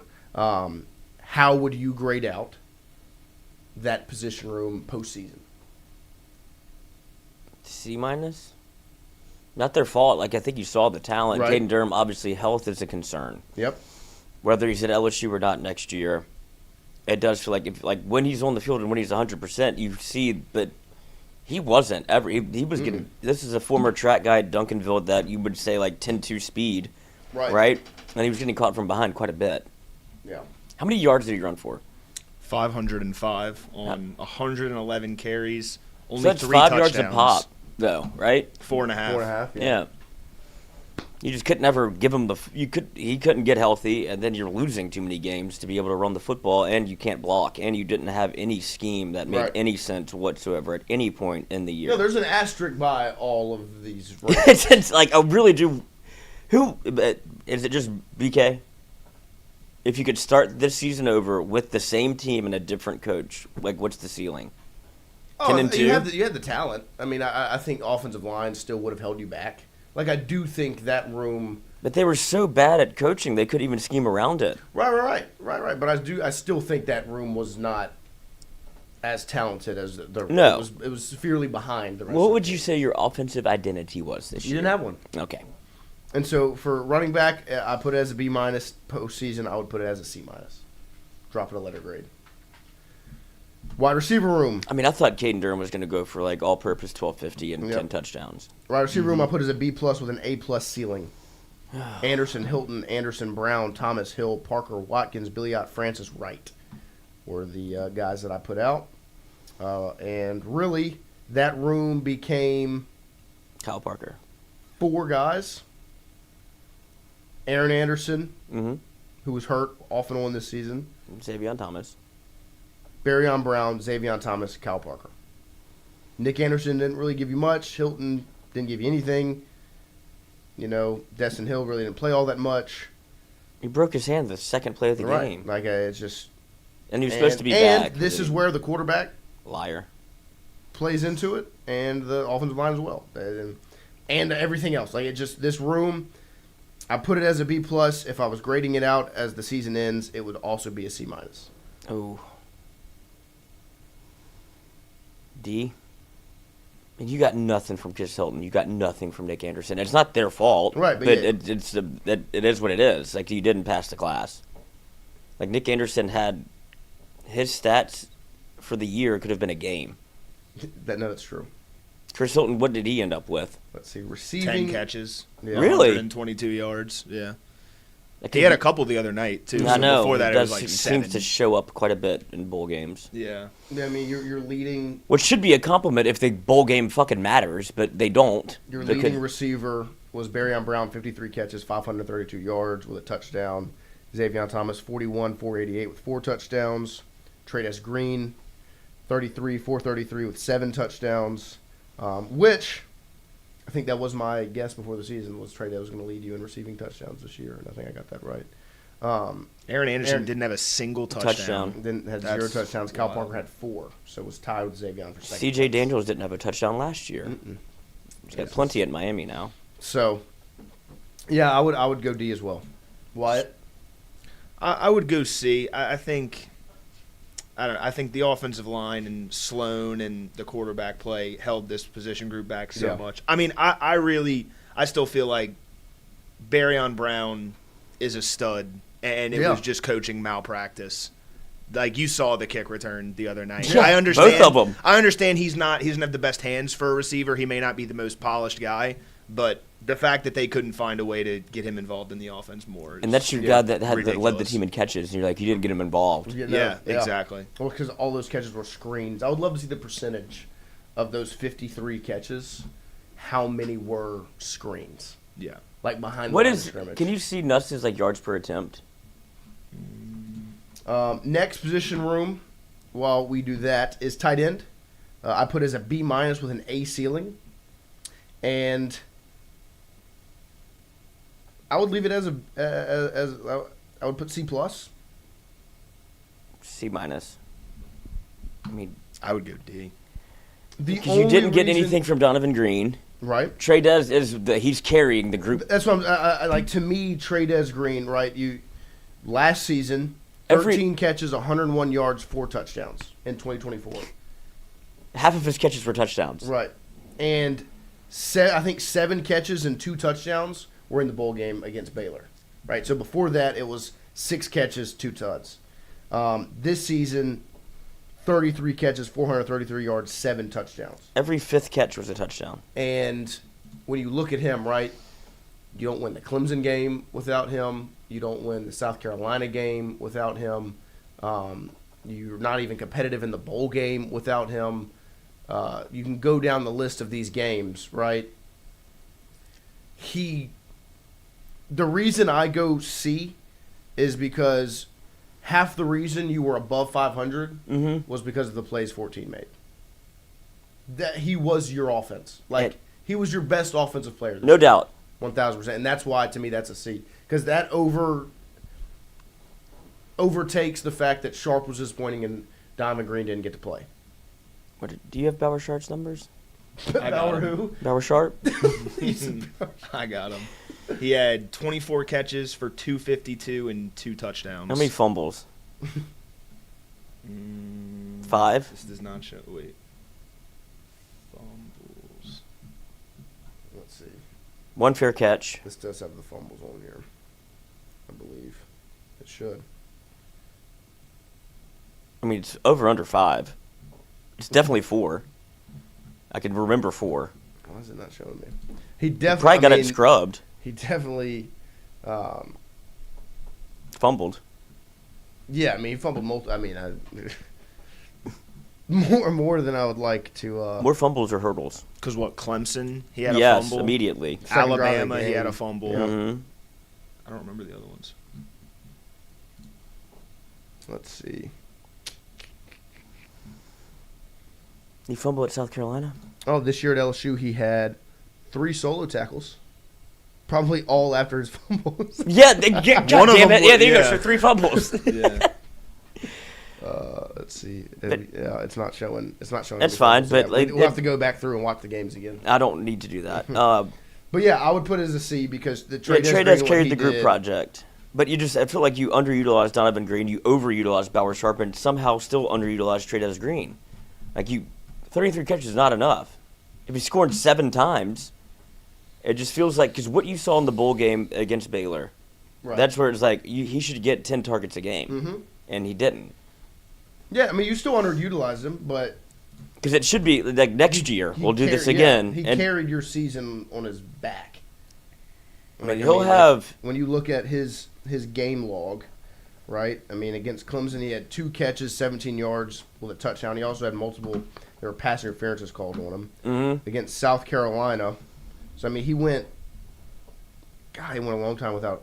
He got injured early in the season. He had to the be fair. knee. He did miss Yeah, a was it couple against games. Florida? Yeah. But it was also But against South Carolina, 8 catches, 119 yards, and a touchdown. Vanderbilt made a heck of a play on to score a touchdown. Had a touchdown against A&M. Touchdown against Western Kentucky that you needed because you won 13-10. And he had 4 catches, 80 yards, 2 touchdowns against Houston. So I mean, I just the reason I keep it as a C because he kept everything. Yeah, and it's just the afloat potential for of you. it all. If you really did just throw the ball 20 times a game, you should throw it to him 15. I agree. Like you can't. It feels like You can't It's like we said. It does feel it feels a little dirty. It's like you're cheating a little bit. Like, oh, of course they're gonna throw. Yeah, well, it's just I have a unicorn. Yeah, I mean, if I have Steph Curry, I'm not going to stop him From shooting threes. Like, no, he's going to shoot it every time down. Yeah, because the probabilities are it's probably going in. Yeah, and he's probably going to catch it. Like Trey is probably going to catch the ball. Let's do it. Offensive lines, the next group. We're not going to talk about it long. F-. I mean, What'd you rate it before the year? Before the year, I had it as a C. Yeah. God. And it was worse than that. It was much worse than that. It was much worse than I thought it was going to be. I thought they were going to be able to be competent, good enough to keep things together, and they just weren't. They were bad, and it had a trickle-down effect on every other position group we have talked about. Next position group, defensive tackle. Obviously, that room is Bernard Gooden, Don McKinley, Ahmad Bros, Sadir Mitchell, Jacoby and Guillory, Sean Washington, Zion Williams, Brandon Brown, Walter Mathis Jr. Bernard Gooden, stud. Don McKinley played well. Ahmad Bro played. Sadir Mitchell left the team. Jacoby and Guillory played extremely well. Sean Washington didn't play much. Zion Williams, nothing. Brandon Brown, nothing. Those are true freshmen. Then Walter Mathis, a true freshman, played a good bit. This room I had as a B- before the season. B+? I would say. I think Jacoby moved you up. Bernard Gooden was as good as advertised. Yep. Would have liked to see a bigger jump from Dom, from freshman to sophomore year. But he flashed. And I thought Ahmad played good enough. And Walter Mathis Jr. also was a nice little sprinkle that I was not anticipating. Well, and especially with the lack of coaching. Like he showed up like halfway before 6 weeks before the season started. Right. And you've never had any consistency in that room from a coaching aspect, and since Jamar Kane, who is not still going after Matt House on the internet, that's just something he's not going to let go, which I applaud. The spite in his heart for Matt House is insane, and it's awesome. And I feel the same way. Yeah, so it's great. I'm right behind him. But you haven't had that level of consistency since you've had 8 coaches in 6 years. Yeah. And so for them to even be a B+ is incredible. Credit to Kyle Williams. Credit to Jacoby and Guillory also. Yeah, Jacoby and Guillory for pushing through, and he's the reason that I put it as a B. Yep. So this is the first time we have now graded a room higher than we had it preseason. Shout out to the defense. And next is the edge rushing room: Gabe Relaford, Jack Pyburn, Patrick Payton, Jamari Butler, Kalash Cobbins, Lynn Carpenter, C.J. Jackson, Damian Shanklin. I put this as an A-, and I would say it's a drop off from that. Yeah, B-. I would say probably drop it a letter grade to a B-. I still think they were very important to this defense. Payton, Pyburn, Relaford, Butler. They did good things. They popped. They had their flash plays. The numbers don't pop off the screen. You know, when you're reading through, like Patrick Payton, I don't think his sack numbers are extremely high. 1 sack. 1 sack on the year. How many does the rest of them have? But that wasn't what they were asked to do. Pyburn's got 2. Yep. Jamari Butler's got 2. Dylan Carpenter and Shanklin have 2. Do not remember That's Dylan really Carpenter getting 2 sacks. Love it, though. C.J. Yeah. Jackson's got a half sack. Yep. So, I mean, look, it's a room that – but what I will say is they did their job extremely well. They were an integral part of this defense. Patrick Payton made plays with his hands. He batted down multiple balls. They stopped the run extremely well against majority of teams. But I will still say A-, drop down to a B-. Just because of what they were asked to do scheme-wise, like the way that Blake Baker designed it was to get pressure from, like, you do your job, set the edge, stay contained. Well, they did their job. And then he brought pressure from everywhere else. Like, DJ Pickett has, 3 sacks? Yep. P.J. Williams with sacks, Yeah. Next, linebacker. Whit Weeks, Harold Perkins, Devon Keys, Wes Weeks, Tylen Singleton, C.J. Ross, Jaden Breaker, Keelan Moses, Zach Weeks. I had this as an A+ room, the highest graded room on LSU's roster. I would also say this is probably a drop-off. A-, B+. Just straight up B. B? I'd go B. Yeah. Because, I mean, to me... You didn't get a lot of wit, and then it doesn't help. The last thing that you saw was not the best thing that happened. Right. You know, where you thought you had more depth there than you see them play, and it's not as promising as maybe we had hoped. But there's definitely some flashes where Devon Keys played well in spurts. Whit Weeks didn't even really – it felt like he didn't even get the season. Right. Like he gets all fired up for Florida, and he gets ejected the second play of the game. that was Then he gets hurt again, and it's just like it's hard to grade the room whenever the best player in the room wouldn't participate. Yep. But when he played, he did play well. I mean, Devon Keys was second on the team in total tackles. He was first. A.J. Halsey. Oh, of course. West Weeks was third on the team in total tackles. Harold Perkins fifth. Harold Perkins stats on the year: 55 tackles, 4 sacks, 3 passes defended, 3 interceptions, a forced fumble and a fumble recovery there against Ty Simpson in Alabama. Good season. Had West Weeks, his numbers: 76 tackles, a pass defended, 2.5 sacks. Let's see, Devon Keys, 88 total tackles, half a sack, 2 passes defended, and a forced fumble.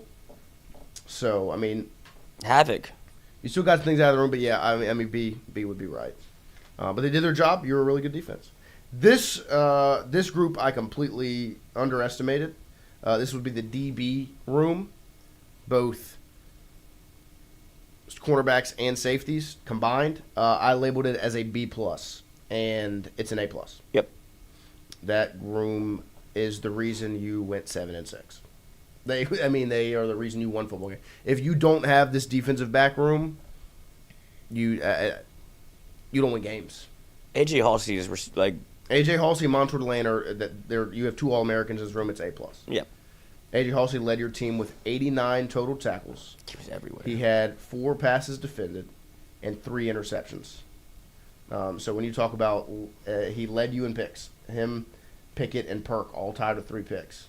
And he just didn't let. They forced a fumble as well, punched it out against Ole Miss in the end zone. That was huge. He led you in solo tackles with 49, Cooley with 41. Passes defended, Montour Delane with 11, 2 interceptions. Also had 45 total tackles. That was fun. Like, that makes me excited again. Like, thinking about that you look at defensive you back. also have That's the good memories. You also had 2 interceptions from Deshaun Spears, one of them being a pick 6. That was awesome. P.J. Woodland also had 2 interceptions, 38 total tackles. I mean, that's an A-plus room. Yeah. And I expect it to be probably in that realm again. Just as good. When you have Pickett coming back, Woodland coming back, Just as Spears good. coming back. Hopefully Halsey, Cooley. I would like to see Cooley come back. Of course. Halsey saved so many big plays from happening and made big plays, but that's what you were missing for under like a Matt House defense. Him and Montour Delane Stop the bleeding. were as important to a team as I can remember players being. And that's what makes you frustrated also because you wasted them. Mm-hmm. You wasted 2. Like if I wake up from a coma and you tell me LSU has an All-American corner and an All-American safety, I think a national championship.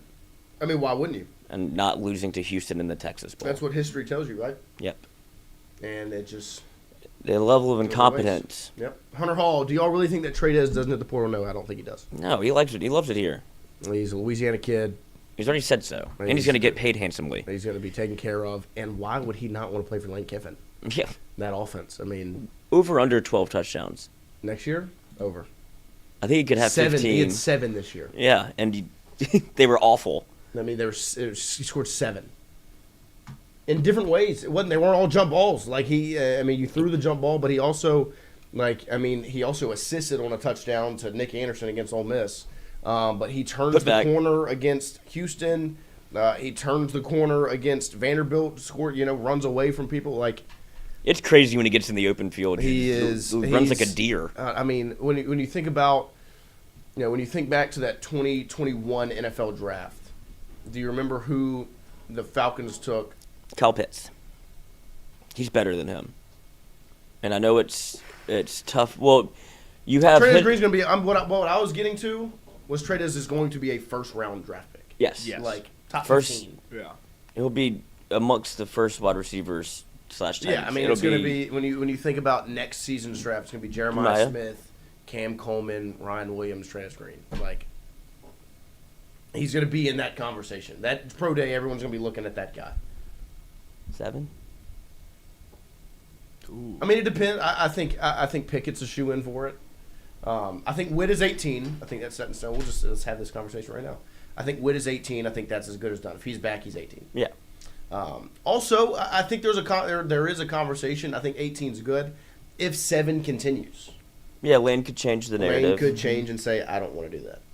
He doesn't care about that stuff. It's just 18. I think you have to do 18. Well, because 18 is chosen by the 18s. Right. 18 is bigger than you. Yeah. 7 was just kind of a cool thing that just kind of happened. Like Pat Pete was like, "Here, I want you to have this because you can continue this on," and it was beautiful. It was awesome, and it just so happened that the next guy that got it after him was Leonard Fournette and was, debatedly the greatest running back in the history of the school, right? And then it's just that 3-year run after Lenny. It just kind of yeah. It wasn't a 3-year one. There was actually a break in between. There's one. I think it was 2013. Nobody wore it, or 2012 and 13. Nobody wore it before it got to Lenny as a freshman. You put it on him as a friend. That's He went from Leonard Fournette to Jonathan Giles. Don't say him. Oh no, DJ Chark was between. DJ was 17.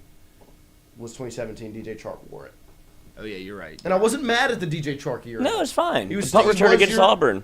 He was your most electric playmaker. Player, yeah. Alexandria. Jonathan Giles and A-Town has been good to LSU. Well, we need to get Lindsey on the field or whatever. But come on. Bring him back. Yep. No, yeah. Hunter Hall said, look how hard that notepad worked this year. Yeah. Check that out. I mean, you can't blame JT Lindsey for the sins of his friends. Right? And you need a running back. We're not having this conversation. Why? Let's get back to number 7. JT Lindsey. Good one. I mean, if they do it, there's a handful of names that you would think, right? Harlan Berry, Trey Green, DJ Pickett. I think it's got to be Trey because Pickett and Harlem have another year. Right. I feel like you would go Trey because this is his last year, most likely. And he's your best player. And I don't think he would. And Nobody would be Louisiana mad guy. about it. Yeah. And because He fits all the criteria. Yeah. Which, Harlan it Berry, doesn't too have much to give pressure him. right now. I would like to give. I guess I mean, we don't. Berry is the. I wish Berry would put on 5. See, I like 7 better on defense, but I get it. Yeah. I agree with the 7 love- on I a just like DB 7, specifically. you know. Montour Delane could have been it as well. That'd have Yeah, I mean, I think Yeah. Perk. Yeah, Perk is great. But yeah, no, I mean, Mansour. If Mansour was returning, it would be. been. What is wrong with you? I was not a big fan of what Perkins did this year. Really? to be He had a honest. great year. He had great moments. He Also had really, really bad It's moments. a bad one. Oh, you. I don't What disagree. is it? Which game was it that people said? Vanderbilt. Yep, I knew that's what he was going to say. I mean, that was one of the worst performances I've ever seen. He had great moments. He was great against Clemson. The strip sack against Alabama Yeah. was massive. He was phenomenal against Arkansas. Arkansas. No, I definitely think He had great moments. He didn't have a bad season. I definitely think the final stretch got me back on the because I was Yeah. I was also under the mindset after A&M of like Perk, I I don't- never left your side. I don't think he was very good against Ole Miss either. I know he wasn't. I mean those the 2 games against Ole Miss and Vanderbilt where they kind of just picked on him. It It happens. was tough. But yeah, no, I mean I. Won you the Arkansas game He did. That's true. twice. But I think Mansour like and history would tell you Mansour would be 7. I mean that's true. But Yeah, you'd but- have gotten killed for giving 7 yes, to a transfer. before Yes. the season. What happened last time you gave it to a transfer? Yeah. It was Giles. It's tainted the legacy forever. They took it away. Yeah, we're 12. That's insane. We're 12. Get out of my sight. He was really Look good at if Texas you look Tech. at Giles' numbers before he got here. You're like, okay. I mean, And but O was yeah, like, I mean, he's the best player in spring. I would say next year Trey'Dez is. I don't know what happened. Trey'Dez would be the selection. I would like to see. Yeah, I guess you'll never see 9 again, right? You'll never see 5 again. You might see 5 again. I think you could see 5, maybe. 9 is the one. that's- 9 will never be touched, ever. Oh my gosh, ever. If it ever did get. You can't disrespect Marcel Brooks like that. That's right. See, I've always thought if I could find my way to a Marcel Brooks 2019 jersey, and you just frame it in the front. No disrespect to Marcel Brooks. No, I loved Marcel Nobody Brooks. would have any. I mean, they'd have no idea. If someone walked into my Oh, house you're and saying was like you don't see the name on the No, back? it's Yeah, just everybody a- thinks Burrow. Yeah, but I think, oh, God, he was I good. know he man. should. The potential, He was the man. sack against Florida. I saw. Oh my God. when he's dancing. I saw the video Oh. of him and Delpit running over to the Alabama visitor Yeah. section, Mm-hmm. and I was like, Things I were, flashed back to where I was in that moment, and I was like, It'll that never- was the best moment of my life It's- at that point. yeah, I mean, And I will say, as much as I loved the national championship game, and that game meant more to me. that moment was. that game was better. That game meant not just it was a 100%. better game, but I'm just It saying was. like, It got As a moment, I'm saying. that was Yeah, a better yeah, moment for it- LSU fans. it was. That's that insane was, to it was, think, It was but it's everything. true. It was everything to me. And the level of how untouchable you felt when you had LSU players running over to Alabama commits to be like, y'all on the wrong side. Like, come over here with us. Like, we could not have looked cooler. Right.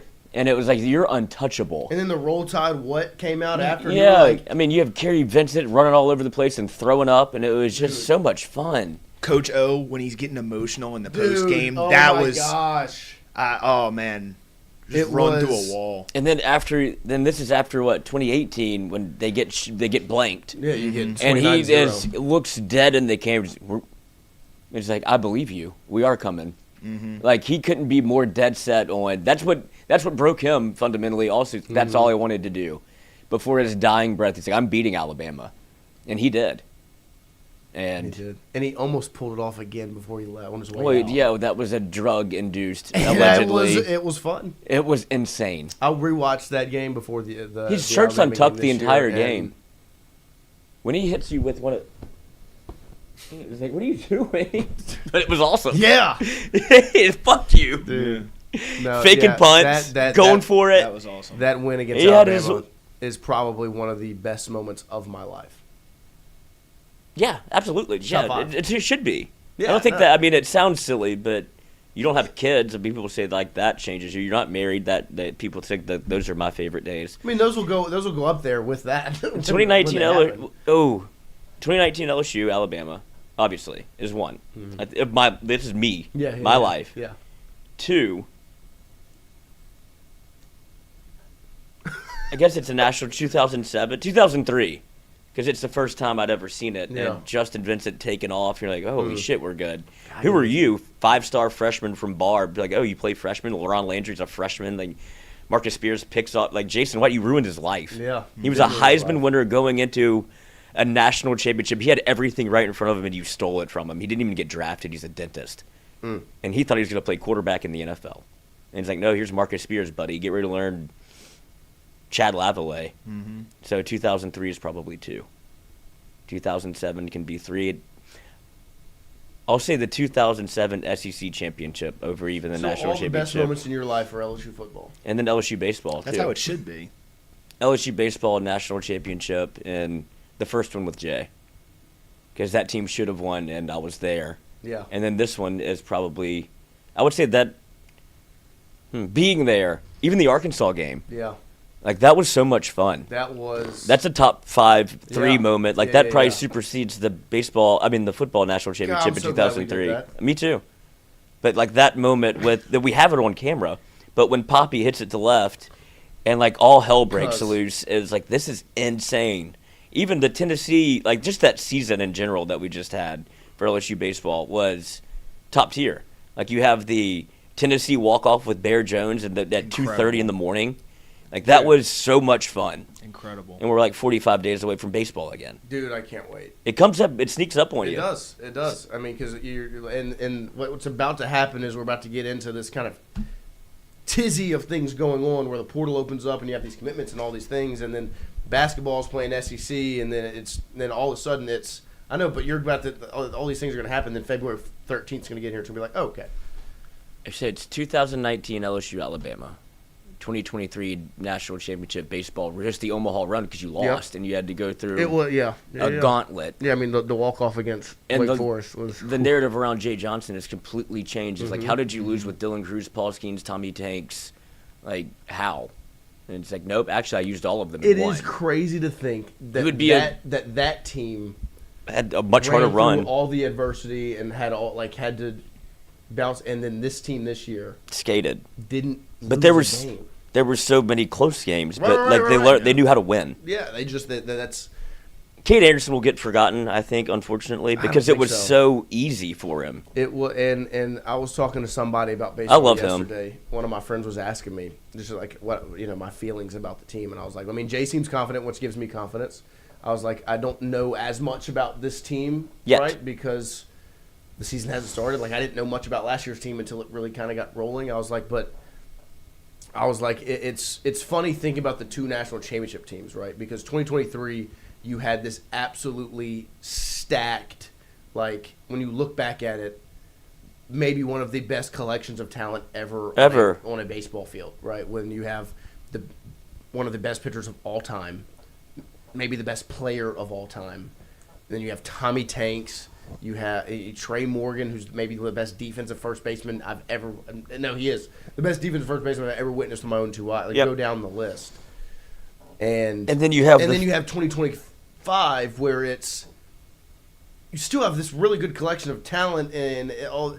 I was like, but really, like to me, the difference was when it comes down to you need a 2-game series win. There was not – I don't know if I can tell you a better team to do it than that team because of Anderson, Ianson, and then who they could bring out of it. Like, and so, like, looking at this season, like, looking ahead, you sit and you say, okay, Evans, right, confident in what you're going to get out of Kaysen, right? Cooper Williams, you would think, can make that freshman, sophomore jump. The lefty kind of came along strong at the end. Can he be a starter? He loves the Cooper. Yeah, and Jay talks about him a lot. But then you sit and you're like, okay. And I come back to this all the time where I'm like, the success of this team, I'm never going to say it falls on one person.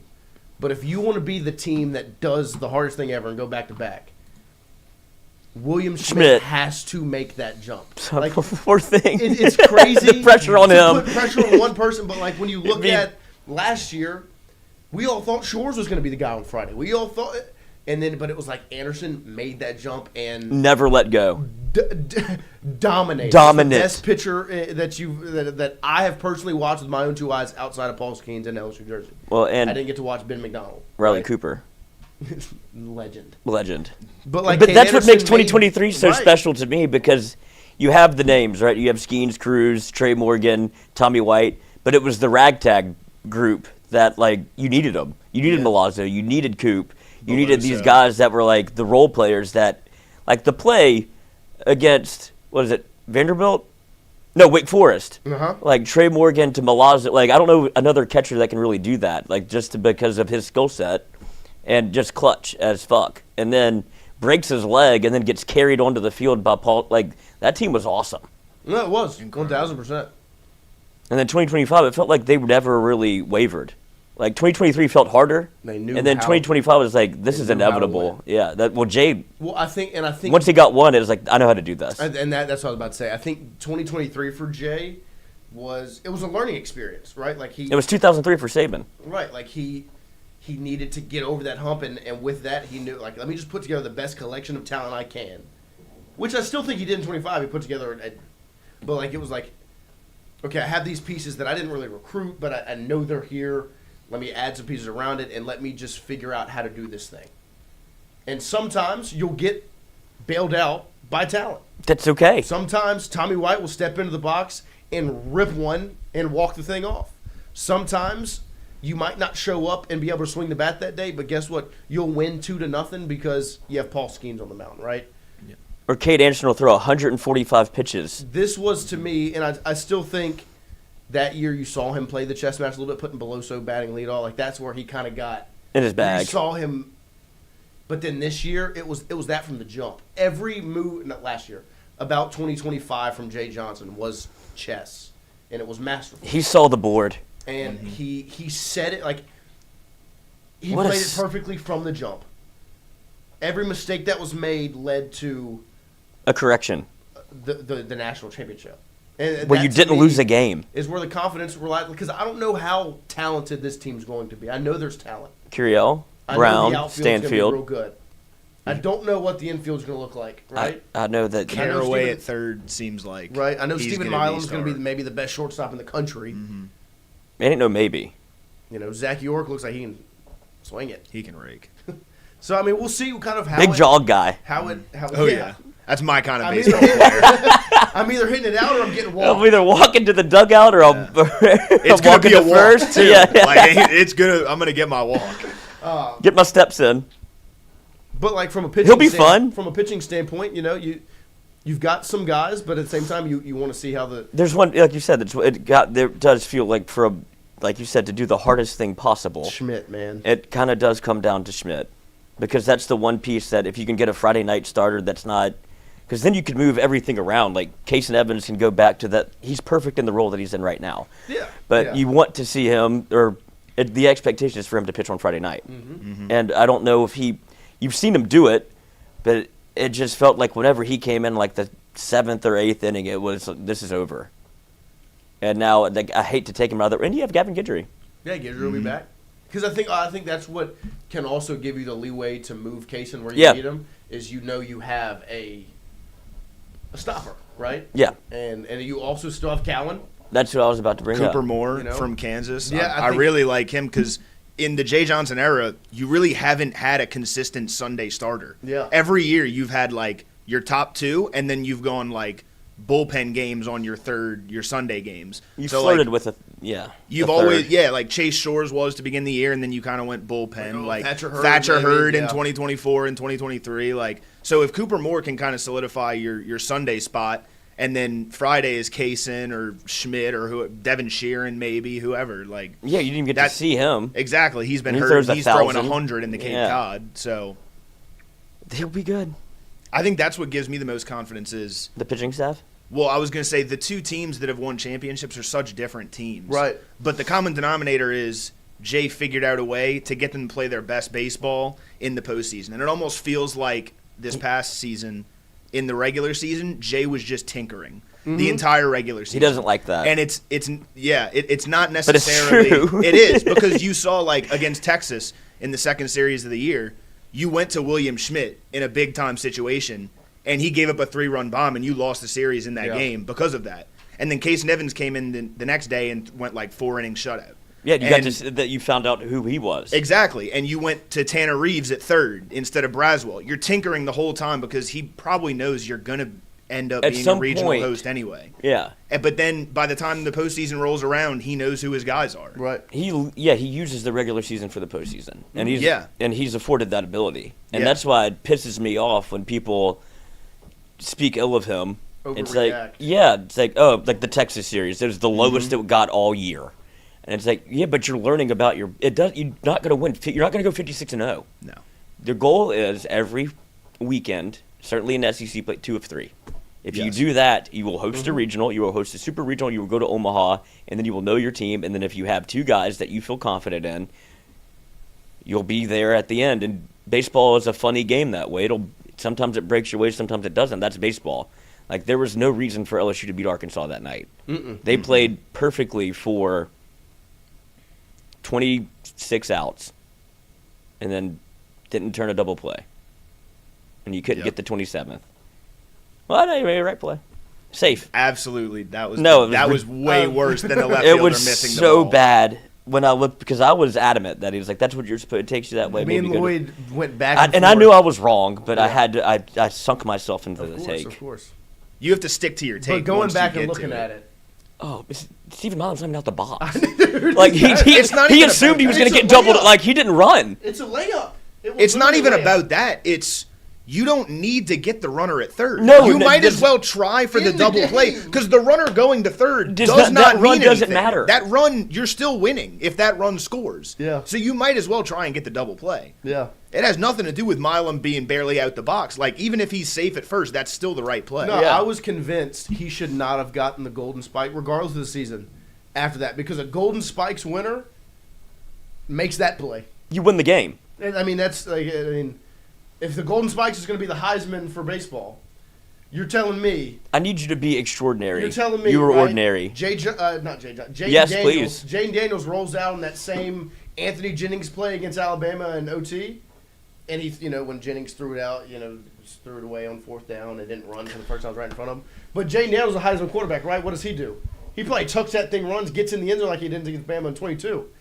So if Aloy is the Golden Spikes winner, guess what he should do? Turn the double. I need you to win the baseball. Go win the baseball game. Yeah, this is why you're here. They did the thing that you wanted them to do, and you didn't do it. You shrunk. Mm-hmm. And then you got the fancy lad running to first. He got to wear his polo and get the award while LSU was playing. I remember. I saw that. And when you go back and watch that game after that play, you can see him. He's like, oh no, he was shocked. Stephen Milam, he was literally walking. Yeah. And then saw him turn. And he was like, oh, so he sprints, get to first. So you get him safe, and then game over. But Aloy after that, like you could see, it was all like the moment was he's like, oh. Yeah. No, it all fell down around him. And crumbled. Then the left fielder, I don't know. I hope you're okay, buddy. But like I see, like if I'm a left fielder, I'm pissed off at him. Oh, for sure. I should have never been in the spot. But now, did I freak out and mess up? Yeah, absolutely. I shit down my leg. I did. Literally, like I've never really literally seen someone like piss on themselves in a moment. He literally looked like he pissed his pants when that ball hit off his shoulder. That's baseball. It will find the tightest asshole on the field, and it did. He panicked like he's never seen a fly ball before. I'm gonna run at it. I'm gonna run away from. I'm gonna get hit in the head. Right. Insane. Absolutely, man. I loved watching them cry after. Yeah, I mean, it's the my best. favorite thing about it is when you go into the game, right? There is not a team more fit to win games like that than they LSU, did it all year. And a team more fit to crumble and choke a game like that. And they knew it. Like historically, LSU wins with magic, and Arkansas chokes games that they should win. Like literally, they couldn't have ended up. I mean, like it's the boogeyman. Like I mean, it's the. You should have just lost to UCLA. Just get out of here. It's because we have the benefit of being LSU, right? And it's like it's Tiger Woods on Sunday in red. It's like this is inevitable. Yeah. And if you're Arkansas, who's never been able to win it, been close twice, right? Where like you did it to yourself, and then you're on the other side as LSU in the pinstripes and or in the gold jersey. You're like.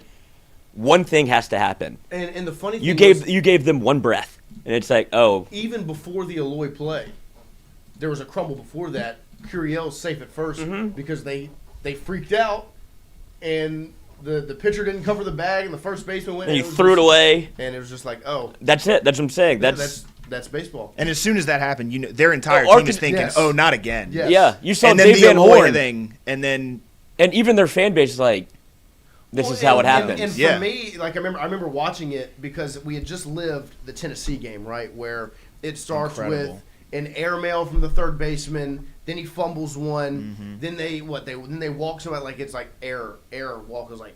This is how it happens. This is how it happens. Bottom of the ninth, Dalton Beck. Bottom of the 10th, right? Yeah, that pushing all the right buttons. Like knows what to do. 3 for 8 on the season, 375. Come on.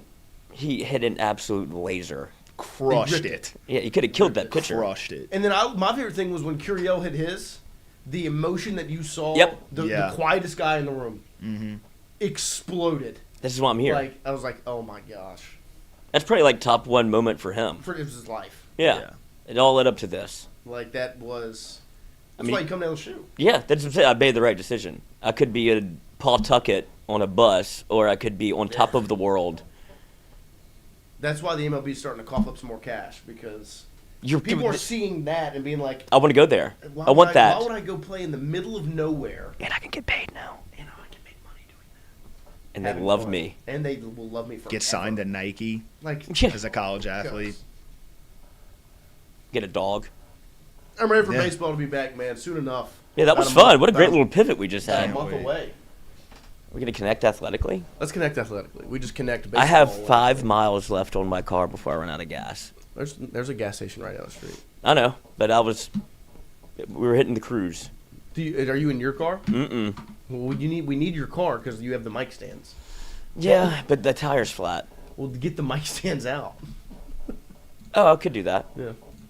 Well, I mean, we need the mic stands and the microphones that are on the mic stands. Are we sure they're not your car? 1,000% sure. Okay. I am too.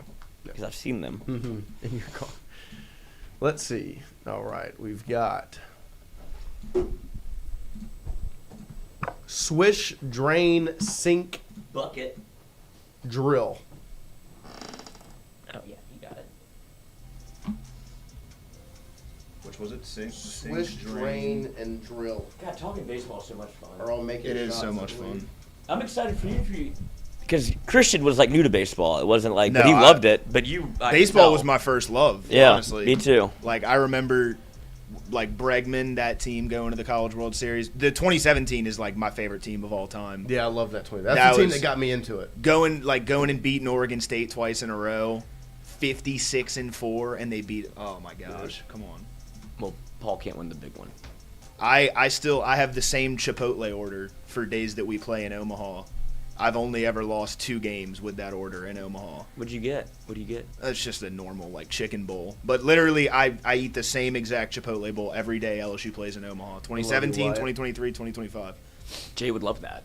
I get a Mr. Pibb. I don't even like Mr. Pibb. I do it for the team. Yeah, this is my sacrifice. My order was I don't like $5 this doing year. cocaine every day, but I do when LSU's playing. I do have to. Look, I do what I have to do. Yeah, I'm a team exactly. player I'm here. sacrificing. You Exactly. gotta win. I eat the extra calories. Right. For you. For you, Jay. Vile. This is interesting. Are we doing... this is World Cup shit? Argentina, France, Germany, Spain, I think are the last 4 Okay. World Cup winners. I'm good with that. Soccer. There you go. Nice. Love soccer. You can miss me with that. You can have that to yourself.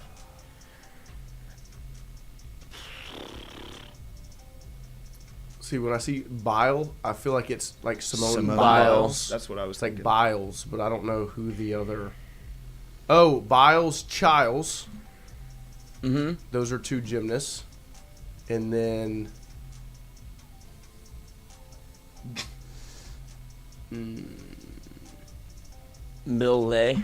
Mills less something.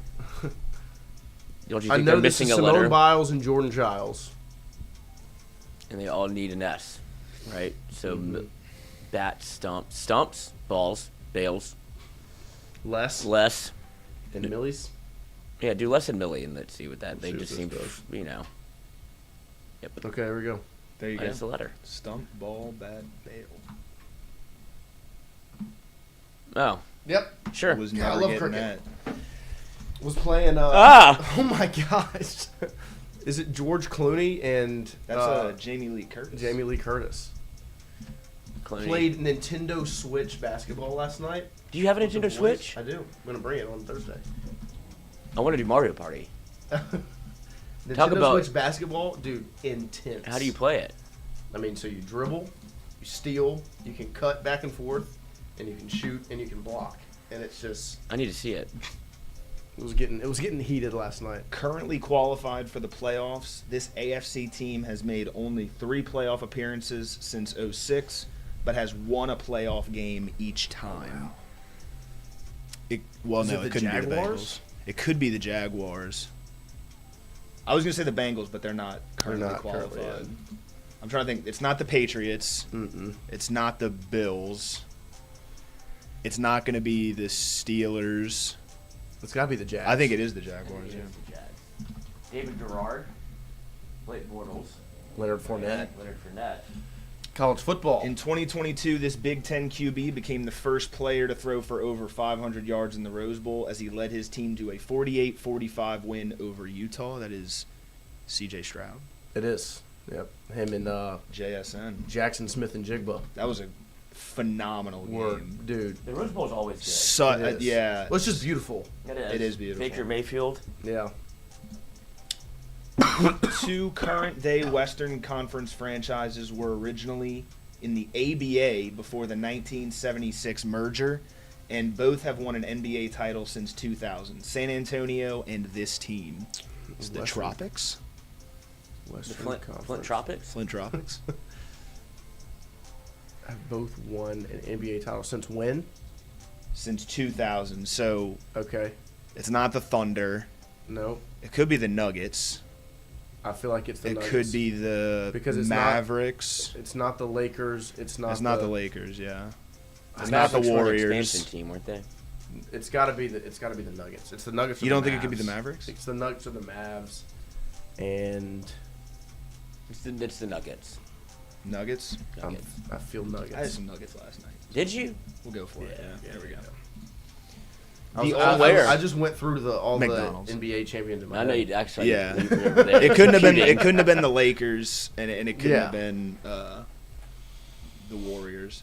The Office and Unbreakable Kimmy Schmidt actress Ellie Kemper is a current spokeswoman and commercial star for this clothing retailer. Oh, she's this is Kohl's. It is. I've been watching The these commercials. Black Friday commercial keeps exactly. popping up. Yeah, it's Erin from The Office. is. Because I look at it every time and I'm like, oh Erin. man, I love Erin.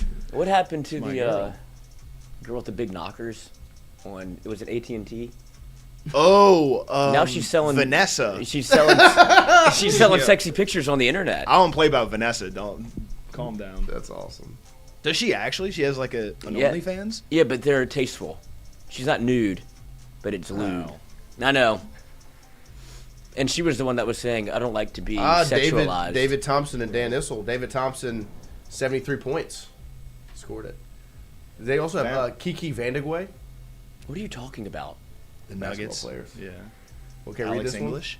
One? Yeah. Alex English. Founded in Berkeley in 1966, this coffee shop chain inspired Starbucks, as the Starbucks creators were mentored by the founder of the original chain and copied its store layout. No clue. I have no idea. I don't drink coffee, so. This coffee shop. Oh, so it's a coffee shop. What about Dunkin'? I feel like Dunkin's CC's? more recent, and I think CC's is too small. I don't know who they would have. It could be, though. Are It's you not, confident it's not, in either one It's of them? not Dunkin'. I don't think it would be Dunkin', because Dunkin's the northeast. Yeah, it's That's not up in like New York. I What's think. another coffee place? I don't think it's CC's. I don't think PJ's? No. Pacino's. Man. Victoria's Secret. Gage Evans says gotta be CC's. See, I feel like CC's is not that big of a coffee shop. I feel like that's kind of regional. I mean, like, Starbucks like reminds me down of like Apple, Yeah. but I don't go into any of these places. I mean, I guess Starbucks and CC's do like the layouts are similar when you go Yeah. in. It looks the exact same. So let's do that.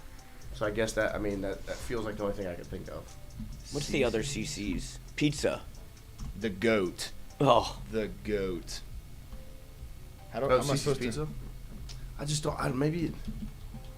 I don't even know. Okay, how then to- it's not that. Okay. What would the Stone Cold Creamery? other- CH3F880 says 2 local. Yeah, I guess. I mean, CC's is pretty popular here. I think he's just saying CC's is too. Oh, local. yeah. Oh, not yet, dumbass. Okay. Yeah, you got me on that one. All right, I got you. all right, I got you. CH3F. Yeah, I'll We're make gonna that. have I some. gotcha. Me and Johnny L. Goodson CH3F says- have beef now. Here's we got JLG in here. Pete's Coffee. That's Coffee. the answer. Johnny L. Goodson to save the day. Our guy, Thank you, Johnny. legend. Love you, Trying to Johnny. be good, son. Pete Wheeler. Ah. Fast. Oh, here you go, Very Lloyd. fast. McGruber was a reoccurring SNL sketch that was adopted into a movie and later into a Peacock series, all of the same name, with this actor in the titular lead role. McGruber, Lloyd. You should know. Remember Is it McGruber? Will Arnett? That Will was your- Forte? It's not Will. It's Forte. Yeah, it's my Arnett forte. is Somebody else. the guy from Arrested Development. Oh, It's yes. this one. Yes. You Mikey. were McGruber for Halloween, Well, Mikey made me do it. He's like, you look just like You him. do. And I don't think I look like Will Like Forte who? at all. You look like McGruber.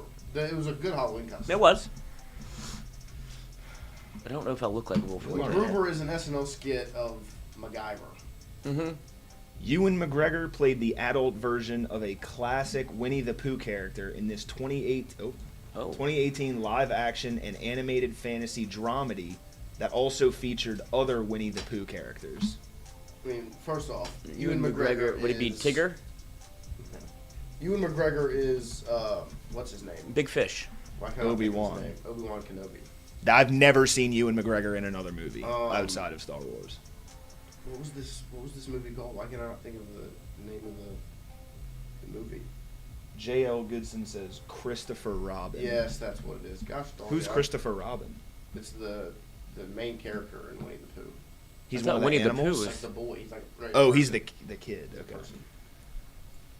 What legendary pop star released the 2008 hit song Womanizer? Lenny Kravitz. I don't know. I have no idea. Don't put in Lenny Kravitz. I don't know Womanizer. I don't know that. Yeah, I don't know this Never heard song. the song. Somebody has to know. I was ready to sing it too, and I don't know this one. Lenny Kravitz.